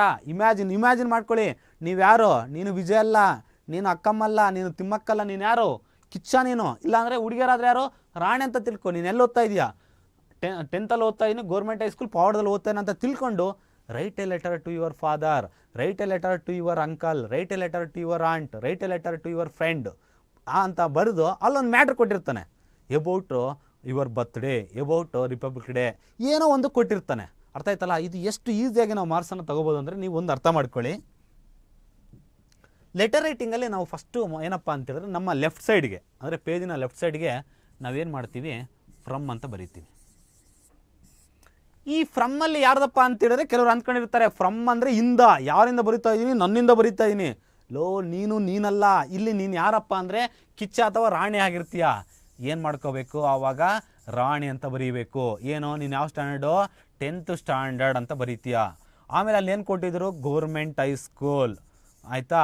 ಎಲ್ಲಿ? ಪಾವಗಡ. ಇದ್ರ ಕೆಳಗಡೆ ನಾವು ಏನು ಬರೀಬೇಕು ಹೊಸ್ದಾಗಿ ಅಂದರೆ ಡೇಟನ್ನು ಬರೀಬೇಕು. ಇದಾದಮೇಲೆ ನೆಕ್ಸ್ಟು ಇದರ ನೇರಕ್ಕೆ ಏನು ಬರೀಬೇಕಪ್ಪ ಅಂದರೆ ಅಲ್ಲಿ ಅವ್ನು ಕೊಟ್ಟಿರ್ತಾನೆ, ನಾವು ಕ್ವಶನಲ್ಲಿ ಅಂಡರ್ಲೈನ್ ಮಾಡ್ಕೋಬೇಕು. Write a letter to your father, to your mother ಅಂತ ಅಂದರೆ ಯಾರಿಗೆ ಲೆಟರ್ ಬರೀಬೇಕು? ಫಾದರ್ಗೆ. ನಾವು ಫಾದರ್ಗೆ ಹೆಂಗೆ ಲೆಟ್ರನ್ನು ಬರಿತೀವಿ ಅಂತೇಳಿದ್ರೆ ನೋಡಿ, ಫಸ್ಟು ಫ್ರಮ್ ಅಡ್ರೆಸ್ಸಲ್ಲಿ ಏನು ಬರೀಬೇಕು? ಅಲ್ಲಿ ಫ್ರಮ್ ಅಡ್ರೆಸ್ ಅಲ್ಲೇ ಇರುತ್ತೆ. ಏನಂತ? ರಾಣಿ, 10th standard government high school Pavagada, date ಎಲ್ಲ ಬರೆದಾದ್ಮೇಲೆ ನೆಕ್ಸ್ಟ್ ಯಾರಿಗೆ ನಾವು ಪತ್ರವನ್ನು ಬರೀತೀವೋ ಅವರಿಗೆ ಅವ್ರು ಬರೀಬೇಕಾದ್ರೆ ಸೆಲ್ಯೂಟೇಷನ್ ಅಂತ ಕರಿತೀವಿ. ಅಂತ ಕರಿತೀವಿ? ಸೆಲ್ಯೂಟೇಷನ್ ಅಂತ. ಆ ಸೆಲ್ಯೂಟೇಷನಲ್ಲಿ ನಾವು ತಂದೆಗೆ ಬರೀಬೇಕಾದ್ರೆ ನೆಕ್ಸ್ಟ್ ಏನು ಬರೀತೀವಪ್ಪ ಅಂತೇಳಿದ್ರೆ ಇಲ್ಲಿ ಅಂದರೆ ಫ್ರಮ್ ಅಡ್ರೆಸ್ಸಿನ ಕೆಳಗಡೆ, ಸ್ವಲ್ಪ ಕೆಳಗಡೆ ಫ್ರಮ್ ಅಡ್ರೆಸ್ನ ಸ್ವಲ್ಪ ಇಲ್ಲೆಲ್ಲ ಬರೆದಿರ್ತೀವಿ ಫ್ರಮ್ ಅಡ್ರೆಸ್ಸು. ಅದರ ಕೆಳಗಡೆ ಏನಪ್ಪ ಯಾರಿಗೆ ಪತ್ರವನ್ನು ಬರೀತೀವೋ ಅವರಿಗೆ ಡಿಯರ್ ಫಾದರ್ ಅಂತ ಬರೆದು ಒಂದು ಕಾಮ ಹಾಕ್ಬಿಟ್ಟು ಅಲ್ಲಿ ಫಾದರ್ಗೆ ಏನಂತ? Write a letter to your father about the progress of your studies. ನೀವು ಹೆಂಗೆ ಓದ್ತಾ ಇದೆಯಾ ಅಂತ. ನೀವು ಮಾಡಬೇಕಾಗಿರೋದು ಏನಪ್ಪ ಅಂತೇಳಿದ್ರೆ ಒಂದು ಮನಸ್ಸಲ್ಲಿ ಇಟ್ಕೊಳ್ಳಿ, ಲೆಟರ್ ರೈಟಿಂಗಲ್ಲಿ ಅವನು ಏನಾದರೂ ಕೇಳಿ, ಅಲ್ಲಿ ಬರ್ತ್ಡೇ ಬಗ್ಗೆ ಆದರೂ ಕೇಳಿ, ಏನಾದರೂ ಬಗ್ಗೆ ಕೇಳಿ, ನೀವೊಂದು ಮನಸ್ಸಲ್ಲಿ ಇಟ್ಕೊಳ್ಳಿ, ಇಷ್ಟು ಕಾಟ್ ಮಾಡ್ಕೊಳ್ಳಿ ಅಂತ. ಐ ಆಮ್ ಫೈನ್ ಯಾರ್, I hope you too are fine there, I am studying well, I have attend good marks all of bets. ಇಲ್ಲಿ ನಾನು ಚೆನ್ನಾಗಿ ಓದ್ತಿದ್ದೀನಿ, ಅಲ್ಲಿ ನೀವು ಚೆನ್ನಾಗಿ ಇಲ್ಲಿ ನಾನು ಚೆನ್ನಾಗಿದ್ದೀನಿ, ಅಲ್ಲಿ ನೀವು ಚೆನ್ನಾಗಿದ್ದಾರೆ ಅಂದ್ಕೊಂಡಿದ್ದೀನಿ, ಇಲ್ಲ ನಾನು ತುಂಬ ಚೆನ್ನಾಗಿ ಓದ್ತಾ ಇದ್ದೀನಿ, ಸಿಕ್ಕಾಪಟ್ಟೆ ಓದಿದ್ದೀನಿ, ಈ ಸಲ ಪಾಸ್ ಆಗಿ ಆಗ್ತೀನಿ. ಈ ಥರ ನೀವೇನಪ್ಪ ಅಂದರೆ ಸಿಂಪಲ್ಲಾಗಿ ಒಂದು 4 ಸೆಂಟೆನ್ಸನ್ನು ಕಲ್ತ್ಕೊಳ್ಳಿ. ಏನಂತ? ಐ ಆಮ್ ಫೈನ್ ಯಾರ್, I hope you too are fine there, I am studying well, I have attend good marks in all the subjects. ಈ 4 ಸೆಂಟೆನ್ಸನ್ನು ಬರೆದು ನೆಕ್ಸ್ಟ್ ಅವ್ನು ಕೇಳಿರ್ತಾನೆ ಏನಂತ? Late a letter to your father requesting to send 1000 rupees for your educational excursion. ಅಂದರೆ ಶೈಕ್ಷಣಿಕ ಪ್ರವಾಸಕ್ಕೆ 1000 ರೂಪಾಯಿ ಕೊಡುವಂತೆ ನಿಮ್ಮ ತಂದೆಗೆ ಪತ್ರವನ್ನು ಬರೀರಿ ಅಂತ. ಅವನು ವ್ಯಾಲ್ಯೂಷನ್ ಮಾಡ್ಬೇಕಾದ್ರೆ ನಾವೆಲ್ಲ ಓದಲ್ಲ. ಅರ್ಥ ಆಯ್ತಲ್ಲ? ಏನು ಬರ್ದವನು ಅವನು ಬಾಡಿ ಆಫ್ ದ ಲೆಟರ್ಲೆ ಕರೆಕ್ಟಾಗಿ ಐತೋ ಇಲ್ಲ ಅಂತ ನೀವು ಅಲ್ಲಿ ಬರೆದಿರಬೇಕು. ಐ ಆಮ್ ಫೈನ್ ಯಾರ್, I hope you too are fine there ಅಂತ ಬರೆದು ಕೆಳಗಡೆ please father please send 1000 rupees ಅಂತ ನೀವು ಆ್ಯಡ್ ಮಾಡಿ. ಅರ್ಥ ಆಯ್ತಲ್ಲ? ಇಲ್ಲೇ ಡಿಯರ್ ಫಾದರ್ ಅಂತ ಬರೆದ್ರಾ, ಇಲ್ಲಿ ಸೆಂಟೆನ್ಸ್ಗಳೆಲ್ಲ ಸ್ಟಾರ್ಟ್ ಮಾಡಬೇಕು, ಪ್ಯಾರಲಲ್ ಆಗಿರಬೇಕು. ಸೆಂಟೆನ್ಸ್ ಅಂದ್ರೆ ಹೇಳಿದ್ನಲ್ಲ, ನೀವು ಒಂದು 4 ಸೆಂಟೆನ್ಸ್ನ ಬ್ಯಾಟ್ ಮಾಡಿಕೊಂಡು ಕೊನೆಯಲ್ಲಿ father please send 1000 rupees for excursion ಅಂತ ಬರೆದುಬಿಟ್ಟು ನೀವೇನು ಮಾಡಬೇಕಪ್ಪ ಅಂತೇಳಿದ್ರೆ ಇಷ್ಟೆಲ್ಲ ಆದಮೇಲೆ ಈಗ ಡಿಯರ್ ಫಾದರ್ ಎಲ್ಲ ಆಯ್ತಲ್ಲ, ಕೆಳಗಡೆ ನೆಕ್ಸ್ಟ್ ಏನು ಮಾಡಬೇಕಪ್ಪ ಅಂತೇಳಿದ್ರೆ ಯುವರ್ಸ್ ಲವ್ವಿಂಗ್ಲಿ ಅಂತ ಬರೆದು ಕೆಲವ್ರು ಏನು ಮಾಡ್ತಾರೆ ಗೊತ್ತಾ? ಯುವರ್ ಆದಮೇಲೆ ಇದನ್ನ ಹಾಕ್ತಾರೆ. ಯಾಕೆ ಹಾಕ್ತಾರೆ ಅಂತ ಅವ್ರಿಗೂ ಗೊತ್ತಿಲ್ಲ, ಎಲ್ಲರೂ ಹಾಕ್ತಾರೆ ಅಂತ ಹಿಂಗೆ ಹಾಕ್ತಾರೆ. ಇದನ್ನು ಹಾಕಕ್ಕೆ ಹೋಗಬೇಡಿ. ಯುವರ್ಸ್ ಲವ್ವಿಂಗ್ಲಿ ಅಂತ ಬರೆದು ಫ್ರಮ್ ಅಡ್ರೆಸ್ಸಲ್ಲಿ ಯಾರ್ದೋ ಒಂದು ಹೆಸರು ಬರೆದಿರ್ತೀವಲ್ಲ, ಕಿಚ್ಚನೋ ರಾಣಿನೋ, ಅದನ್ನು ಇಲ್ಲಿ ಬರಿತೀವಿ ಅಂತ ಬರೆದ್ಬಿಟ್ಟು ನೆಕ್ಸ್ಟು ಇದರ ಕೆಳಗಡೆ ಎಲ್ಲನೂ ಕೂಡ ಲೆಫ್ಟ್ ಸೈಡಲ್ಲಿ ಬರುತ್ತೆ. ಅರ್ಥ ಆಯ್ತಲ್ಲ? ಹಳೆ ಫಾರ್ಮೇಟ್ ಹೋಯ್ತು. ಅವಾಗ ಏನು ಮಾಡ್ತಿದ್ರು? ಫ್ರಮ್ ಅಡ್ರೆಸ್ ಅಂದರೆ ಇಲ್ಲಿ ಕಾಂಪ್ಲಿಮೆಂಟ್ರಿ, ಇದನ್ನು ಕಾಂಪ್ಲಿಮೆಂಟ್ರಿ ಕ್ಲೋಸ್ ಅಂತ ಕರಿತೀವಿ. ಯುವರ್ಸ್ ಲವಿಂಗ್ಲಿ ಅಂತಕ್ಕಂಥದ್ದು ಕಾಂಪ್ಲಿಮೆಂಟ್ರಿ ಕ್ಲೋಸ್ ಅಂತ ಕರಿತೀವಿ. ನೆಕ್ಸ್ಟ್ ಟು ಅಡ್ರೆಸ್, ಅಲ್ಲಿ ಕಾಂಪ್ಲಿಮೆಂಟ್ರಿ ಕ್ಲೋಸನ್ನು ಅವಾಗ ಈ ಕಡೆ ಬರೆದು ಟು ಅಡ್ರೆಸ್ಸನ್ನು ಈ ಕಡೆಗೆ ತೊಗೊತಿದ್ವಿ. ಆದರೆ ಕಾಂಪ್ಲಿಮೆಂಟ್ರಿ ಕ್ಲೋಸು ಇಲ್ಲೇ ಇರುತ್ತೆ, ಟು ಅಡ್ರೆಸ್ಸು ಕೂಡ ಇಲ್ಲೇ ಇರುತ್ತೆ. ಏನು ಮಾಡಬೇಕಪ್ಪ ಅಂದರೆ ಟು ಅಡ್ರೆಸ್ ಕೆಳಗಡೆ ಇಲ್ಲಿ ಯಾರಿಗೆ ನಾವು ಅಂತಿದ್ರೆ ಕ್ವಶನ್ ಅಂಡರ್ಲೈನ್ ಮಾಡ್ಕೊಂಡಿರ್ತೀವಿ, write a letter to your father ಅಂತ. ಅರ್ಥ ಆಯ್ತಲ್ಲ? ಫಾದರ್ ಅಂದರೆ ಮತ್ತು ಅಡ್ರೆಸ್ಸು ಯಾವ್ದು ಬರೀಬೇಕು? ಕೊಟ್ಟಿರಲ್ಲ, ಫ್ರಮ್ ಅಡ್ರೆಸ್ ಮಾತ್ರ ಕೊಟ್ಟಿರ್ತಾನೆ. ಯಾರಿಗೆ ಪತ್ರ ಬರೀಬೇಕು? ಫ್ರೆಂಡಿಗೆ ಅಂತ ಹೇಳಿದ್ರೆ ನಿಮ್ಮ ಅಡ್ರೆಸ್ಸೇ ಬರೀರಿ, ಫಾದರ್ ಅಂತ ಕೇಳಿದ್ರೆ ನಿಮ್ಮ ಫಾದರ್ದೇ ಬರೀರಿ. ಅರ್ಥ ಆಯ್ತಲ್ವಾ? ಯಾರ್ದೋ ಒಂದು ಅಡ್ರೆಸ್ ಬರೀರಿ. ನೀವು ಮನಸ್ಸಲ್ಲಿ ಇಟ್ಕೋಬೇಕಾಗಿರೋದು ಏನಪ್ಪ ಅಂದರೆ, ಫಾರ್ ಎಕ್ಸಾಂಪಲ್ಲು ಬೊಮ್ಮಣ್ಣ, ನಿಮ್ಮ ಅಪ್ಪನ ಹೆಸರು ಅಂದ್ಕೊಳ್ರಿ, ಬೊಮ್ಮಣ್ಣ ಸನ್ ಆಫ್ ಹುಚ್ಚಣ್ಣ, ತಂದೆ ಹೆಸರು ಸನ್ ಆಫ್ ಅಂತ ಬರೆದು ನಿಮ್ಮ ಊರು ಯಾವುದೋ ಒಂದು ಊರಿನ ಹೆಸರು, ಹೋಬಳಿಯ ಹೆಸರು, ಆಮೇಲೆ ಇಲ್ಲಿ ತಂದೆ ಹೆಸರು ಸನ್ ಆಫ್ ಅಂತ ಹಾಕಿ ಯಾವುದೊಂದು ಬರೆದ್ವಿ, ಊರಿನ ಹೆಸರು, ಹೋಬಳಿಯ ಹೆಸರು, ತಾಲೂಕಿನ ಹೆಸರು, ಡಿಸ್ಟಿಕ್ಕಿನ ಹೆಸರನ್ನು ಬರೆದು ಆಮೇಲೆ ಕೆಳಗಡೆ ಏನು ಮಾಡಬೇಕಪ್ಪ ಅಂದರೆ ಕ್ಯಾಪಿಟಲ್ ಲೆಟ್ರಲ್ಲಿ PIN ಅಂತ ಹಾಕ್ಬಿಟ್ಟು ಇಲ್ಲಿ ಒಂದು 6 ಬಾಕ್ಸ್ ಹಾಕ್ಕೊಳ್ರಿ. ಏನು ಯಾರ್ದೋ ಒಂದು ಅಡ್ರೆಸ್ ಬರ್ದಿರ್ತೀರ ಸರ್, ಎಲ್ಲ ಬರ್ದಿದ್ದೀನಿ ಸರ್, ಪಿನ್ ಕೋಡ್ ಗೊತ್ತಿರಲಿಲ್ಲ. ಪಿನ್ ಕೋಡ್ ಗೊತ್ತಿಲ್ಲ ಅಂದರೆ ಏನು ಕಷ್ಟಪಡಬೇಡ್ರಿ, ಸ್ಟ್ಯಾಂಡರ್ಡಾಗಿ 1 2 3 4 5 6 ಅಂತ ಬರೀರಿ. ಯಾಕೆಂದರೆ ಈಗ ಉಡುಪಿದಿರುತ್ತೆ, ಉಡುಪಿದು ಪಿನ್ ಕೋಡ್ ವ್ಯಾಲ್ಯೂಷನ್ ಮಾಡ್ಬೇಕಾದ್ರೆ ಇವ್ನು ತೊಬ್ಬರ್ದನ್ನು ಕರೆಕ್ಟ್ ಬರ್ದಾನ ಅಂತ ಹೇಳ್ಬಿಟ್ಟು ನಾವೇ ನೋಡಲ್ಲ. ಅಲ್ಲಿ ಏನಪ್ಪ ಅಂದರೆ ಪಿನ್ ಕೋಡ್ ಬರೆಯೋದು ಬರ್ತತಾ ಇಲ್ಲ ಅಂತ ಅಲ್ಲಿ 6 ಬಾಕ್ಸ್ ಇರಬೇಕು, 1 2 3 4 5 6 ಅಂತ. ಈ ರೀತಿಯಾಗಿ ಫಾರ್ಮೆಟನ್ನು ನಾವು ಏನು ಮಾಡಬೇಕಪ್ಪ ಅಂತ ಹೇಳಿದ್ರೆ ಈ ಒಂದು ಫಾರ್ಮೆಟನ್ನು ಯೂಸ್ ಮಾಡಬೇಕು. ನಾವು ಲೆಟರ್ ರೈಟಿಂಗ್ ಬರೀಬೇಕಾದ್ರೆ ನೀವೊಂದು ಮನಸ್ಸಲ್ಲಿ ಇಟ್ಕೊಳ್ಳಿ ಮಕ್ಕಳ, ನೀವು ಯಾವತ್ತೇ ಆಗಿ ಅಫಿಷಿಯಲ್ ಲೆಟ್ರನ್ನು ತೊಗೋಬೇಡ್ರಿ. ಯಾಕೆ ಅಂತ ಹೇಳಿದ್ರೆ ಅಫಿಷಿಯಲ್ ಲೆಟ್ರ್ ತೊಗೊಂಡ್ರೆ ಏನು ಮಾಡ್ಬೇಕು, ನಾವು ಅಫಿಷಿಯಲ್ ಆಗಿ ಬರೀಬೇಕು. ಪರ್ಸನಲ್ ಲೆಟ್ರ್ ತೊಗೊಂಡ್ರೆ ನಾವು ಪರ್ಸನಲ್ ಆಗಿ ನಮಗೆ ಹೆಂಗೆ ಇಷ್ಟ ಬರುತ್ತೋ ಬಾಡಿ ಆಫ್ ದ ಲೆಟ್ರಲ್ಲಿ ಅಪ್ಪ ನೀನು ಚೆನ್ನಾಗಿದೆಯಾ, ನಾನು ಚೆನ್ನಾಗಿದ್ದೀನಿ, ಕೊಡಬೇಕು, ಹಂಗೆ ಹಿಂಗೆ ಅಂತ ಬರೀಬೋದು. ಆದರೆ ನಾವು ಏನಪ್ಪ ಅಂತ ಹೇಳಿದ್ರೆ ಅಫಿಷಿಯಲ್ ಲೆಟ್ರಲ್ಲಿ ತೊಗೊಂಡಾಗ ಏನಪ್ಪ ಅಂತ ಹೇಳಿದ್ರೆ ಯಾರಿಗಾನ ಆಫೀಸರ್ಸ್ ಬರೀಬೇಕಾದ್ರೆ ಹಿಂಗೆ ಬರೀಬೇಕು, ಹಿಂಗೆ ಆ ಥರ ಎಲ್ಲ ಇರುತ್ತೆ. ಅದಕ್ಕೋಸ್ಕರ ನಾವೇನಪ್ಪ ಅಂದರೆ ಲೆಟರ್ ರೈಟಿಂಗಲ್ಲಿ ನಿಜವಾಗ್ಲೂ ಕೂಡ ತುಂಬ ಈಸಿ ವೇಯಲ್ಲಿ ನಾವು ಫ್ರಮ್ ಅಡ್ರೆಸ್ಸು, ಆಮೇಲೆ salutation, body of the letter, complimentary close, to address, pin code ಇವೆಲ್ಲನೂ ಕೂಡ ಯೂಸ್ ಮಾಡಿದ್ರೆ ಖಂಡಿತವಾಗ್ಲೂ ಕೂಡ 5ಗೆ 5 ಮಾರ್ಕ್ಸ್ ಬರುತ್ತೆ. ಆದರೆ ಅಲ್ಲಿ ನಮಗೆ ಎಲ್ಲಿ ಮಾರ್ಕ್ಸ್ ಹೋಗುತ್ತಪ್ಪ ಅಂದರೆ ಬಾಡಿ ಆಫ್ ದ ಲೆಟ್ರಲ್ಲಿ ನೀವೇನು ಬರ್ದಿರಲ್ಲ. ಅದಕ್ಕೋಸ್ಕರ ಒಂದು ತಿಳ್ಕೊಳ್ಳಿ, ಅರ್ಥ ಆಯ್ತಲ್ಲ? ನೀವು ಬುದ್ಧಿವಂತರು ಇದ್ದೀರಿ, ಅರ್ಥ ಆಯ್ತಲ್ಲ? ನೀವು ಏನೇನೋ ಬರೀತೀರ, ಅದ್ರ ಬದಲಾಗಿ 4 ಸೆಂಟೆನ್ಸನ್ನು ನೀವು ಓನಾಗಿ ಕಲ್ತ್ಕೊಳ್ಳಿ. ನಾನು ಚೆನ್ನಾಗಿದ್ದೀನಿ, ನೀನು ಚೆನ್ನಾಗಿದೆಯಾ, ಚೆನ್ನಾಗಿ ಓದ್ತಾ ಇದ್ದೀನಿ, ಆ ಥರ ಬರೆದು ಏನಾದರೂ ಒಂದು ಬಾಡಿ ಆಫ್ ದ ಲೆಟ್ರಲ್ಲಿ ಒಂದು ಏನು ಮಾಡಬೇಕಪ್ಪ ಅಂದರೆ ನಾವು 5 to 6 ಸೆಂಟೆನ್ಸನ್ನು ಬರೀಬೇಕು. ಅಷ್ಟು ಬರೆದಾದ್ಮೇಲೆ ಇಷ್ಟೆಲ್ಲ ಬರೆದ್ರೆ ಲೆಟರ್ ರೈಟಿಂಗಲ್ಲಿ 5 ಮಾರ್ಕ್ಸ್ ಖಂಡಿತ ನಿಮಗೆ ಬರುತ್ತೆ. ಇದು ಕ್ವಶನ್ ಪೇಪರ್ ಪ್ಯಾಟ್ರನ್ನು ಮತ್ತು ನಿಮಗೆ ಪೊಯಿಟ್ರಿಯಲ್ಲಿ ಬರ್ತಕ್ಕಂಥ ಇಂಪಾರ್ಟೆಂಟನ್ನು ಹೇಳಿದ್ದೀನಿ. ನೆಕ್ಸ್ಟು ಸೆಷನ್ನಲ್ಲಿ ನಮ್ಮ ಸ್ನೇಹಿತರಾಗಿರ್ತಕ್ಕಂಥ ಯಾರು ಸುದರ್ಶನ್ ಸರ್ ಅವರು ಲೆಸನಲ್ಲಿ ಬರ್ತಕ್ಕಂಥ ವೆರಿ ಇಂಪಾರ್ಟೆಂಟ್ ಆಗಿರ್ತಕ್ಕಂಥ ಕ್ವಶನ್ಸು ಮತ್ತು ಪ್ರತಿಯೊಂದು ಲೆಸನ್ನಲ್ಲಿ ಇಂಪಾರ್ಟೆಂಟ್ ಆಗಿರ್ತಕ್ಕಂಥ ಎಕ್ಸ್ಟ್ರಾಟ್ಸನ್ನು ಅವರು ಎಕ್ಸ್ಪ್ಲೇನ್ ಮಾಡ್ತಾರೆ. ಐ ಥಿಂಕ್ ಆಮೇಲೆ ನಮ್ಮದು PDF ಮಾಡಿದ್ವಿ ಅಂತ ಹೇಳಿದ್ವಲ್ಲ, ಅದರಲ್ಲಿ ನಿಮಗೆ ನಾವು ಸಪ್ಲಿಮೆಂಟ್ರಿ ರೀಡಿಂಗಲ್ಲಿ ಯಾವುದು Narayanapura incident, on top of the world, a great martyr ever cherished ಇದೆಯಲ್ಲ, ಅದರಲ್ಲಿ ಇಂಪಾರ್ಟೆಂಟು ಕ್ವಶನ್ಸನ್ನು ನಾನು ಹೇಳ್ತೀನಿ, ಅಷ್ಟನ್ನು ಓದ್ಕೊಂಡ್ರೆ ನಿಮಗೆ ಸಾಕಾಗುತ್ತೆ ಅಂದ್ಕೊಂಡಿದ್ದೀನಿ. ಬೇಕಾದ್ರೆ ಒಂದು ಸ್ವಲ್ಪ ನೋಟ್ ಮಾಡ್ಕೊಳ್ಳಿ ನೀವು ಯಾವ್ಯಾವ ಲೆಸನ್ಸಲ್ಲಿ ಯಾವ್ಯಾವ ಕ್ವಶನ್ಸ್ ವೆರಿ ಇಂಪಾರ್ಟೆಂಟ್ ಅಂತ. ಫಸ್ಟ್ ಲೆಸನ್ನಲ್ಲಿ ಅಂದರೆ ಸಪ್ಲಿಮೆಂಟ್ ರೀಡಿಂಗಲ್ಲಿ ಫಸ್ಟ್ ಲೆಸನ್ನಲ್ಲಿ question number 1, question number 3, question number 4, question number 5, 6 ಇಷ್ಟು ಓದ್ಕೊಂಡ್ರೆ ಸಾಕು. ಒಂದು ಸೆಕೆಂಡ್ ನಾನು ರಿಪೀಟ್ ಮಾಡ್ತಾಯಿದ್ದೀನಿ ನೋಡಿರಿ. ಕ್ವಶನ್ ನಂಬರ್ 1, 3, 4, 5, 6 ಇಷ್ಟು ಕ್ವಶನ್ನಲ್ಲಿ ನಿಮಗೆ ಖಂಡಿತವಾಗಲೂ ಕೂಡ ಎಕ್ಸಾಮಲ್ಲಿ ಒಂದು ಬರುತ್ತೆ. ಆನ್ ಟಾಪ್ ಆಫ್ ದ ವರ್ಲ್ಡಲ್ಲಿ ನಾವು ನಿಮಗೆ PDF ಕಳಿಸ್ತಾ ಇದ್ದೀವಲ್ಲ, ಅದರಲ್ಲಿ 3 ಕ್ವಶನ್ ಮಾಡಿದ್ದೀವಿ. ಈಗ ಇದು ಯಾವುದು ಪೇಜ್ ನಂಬರ್ 188ಅಲ್ಲಿ 2 ಕ್ವಶನ್ ಇದೆ, ಒಂದು ಕ್ವಶನನ್ನು ಎಕ್ಸ್ಟ್ರಾ ಇಂಪಾರ್ಟೆಂಟ್ ಇನ್ನೊಂದನ್ನು ಮಾಡಿದ್ದೀವಿ. ಎ ಗ್ರೇಟ್ ಮಾರ್ಟಿರ್ ಎವರ್ ಚೆರಿಷ್ಡಲ್ಲಿ ಕೂಡ ಇದರಲ್ಲಿ ಎಲ್ಲ ಕ್ವಶನ್ ಇಂಪಾರ್ಟೆಂಟ್ ಇದೆ ಎಕ್ಸೆಪ್ಟು ಫಸ್ಟ್ನೇ ಕ್ವಶನ್ ಬಿಟ್ಟು ಒಟ್ಟು 6 ಕ್ವಶನ್ ಇದೆ, 6 ಕ್ವಶನ್ಸ್ ಇದೆ. ಅದರಲ್ಲಿ except first question 5 questions are very important. ಇದಕ್ಕೆ ಸಿಂಪಲ್ ಆಗಿರ್ತಕ್ಕಂಥ ಆನ್ಸರ್ನು ಕೂಡ ರೆಡಿ ಮಾಡಿದ್ದೀವಿ, ಅರ್ಥ ಆಯ್ತಲ್ಲ? ಅಷ್ಟನ್ನು ನೀವು ಓದ್ಕೊಳ್ಳಿ. ಮಿಕ್ಕಿರ್ತಕ್ಕಂಥದ್ದನ್ನು ನಮ್ಮ ಸುದರ್ಶನ್ ಸರ್ ಅವರು ನಿಮಗೆ ಹೇಳ್ತಾರೆ. ನೀವು ಖಂಡಿತವಾಗಲೂ ಕೂಡ ನಾವು ಏನು ಇಷ್ಟೊತ್ತು ಡಿಸ್ಕಸ್ ಮಾಡಿದ್ವೋ ಅದನ್ನು ಫಾಲೋ ಆದರೆ ಖಂಡಿತ ಫೇಲ್ ಆಗಲ್ಲ, ನೀವು ಎಲ್ಲರೂ ಕೂಡ ಪಾಸ್ ಆಗ್ತೀರಿ, ಅರ್ಥ ಆಯ್ತಲ್ಲ? ಅದಕ್ಕೋಸ್ಕರ ನೀವೇನಪ್ಪ ಅಂತೇಳಿದ್ರೆ ಡೋಂಟ್ ಭಯ, ಟೇಕ್ ಧೈರ್ಯ ಅಷ್ಟೇ, ಅರ್ಥ ಆಯ್ತಲ್ಲ? All the very best. Thank you.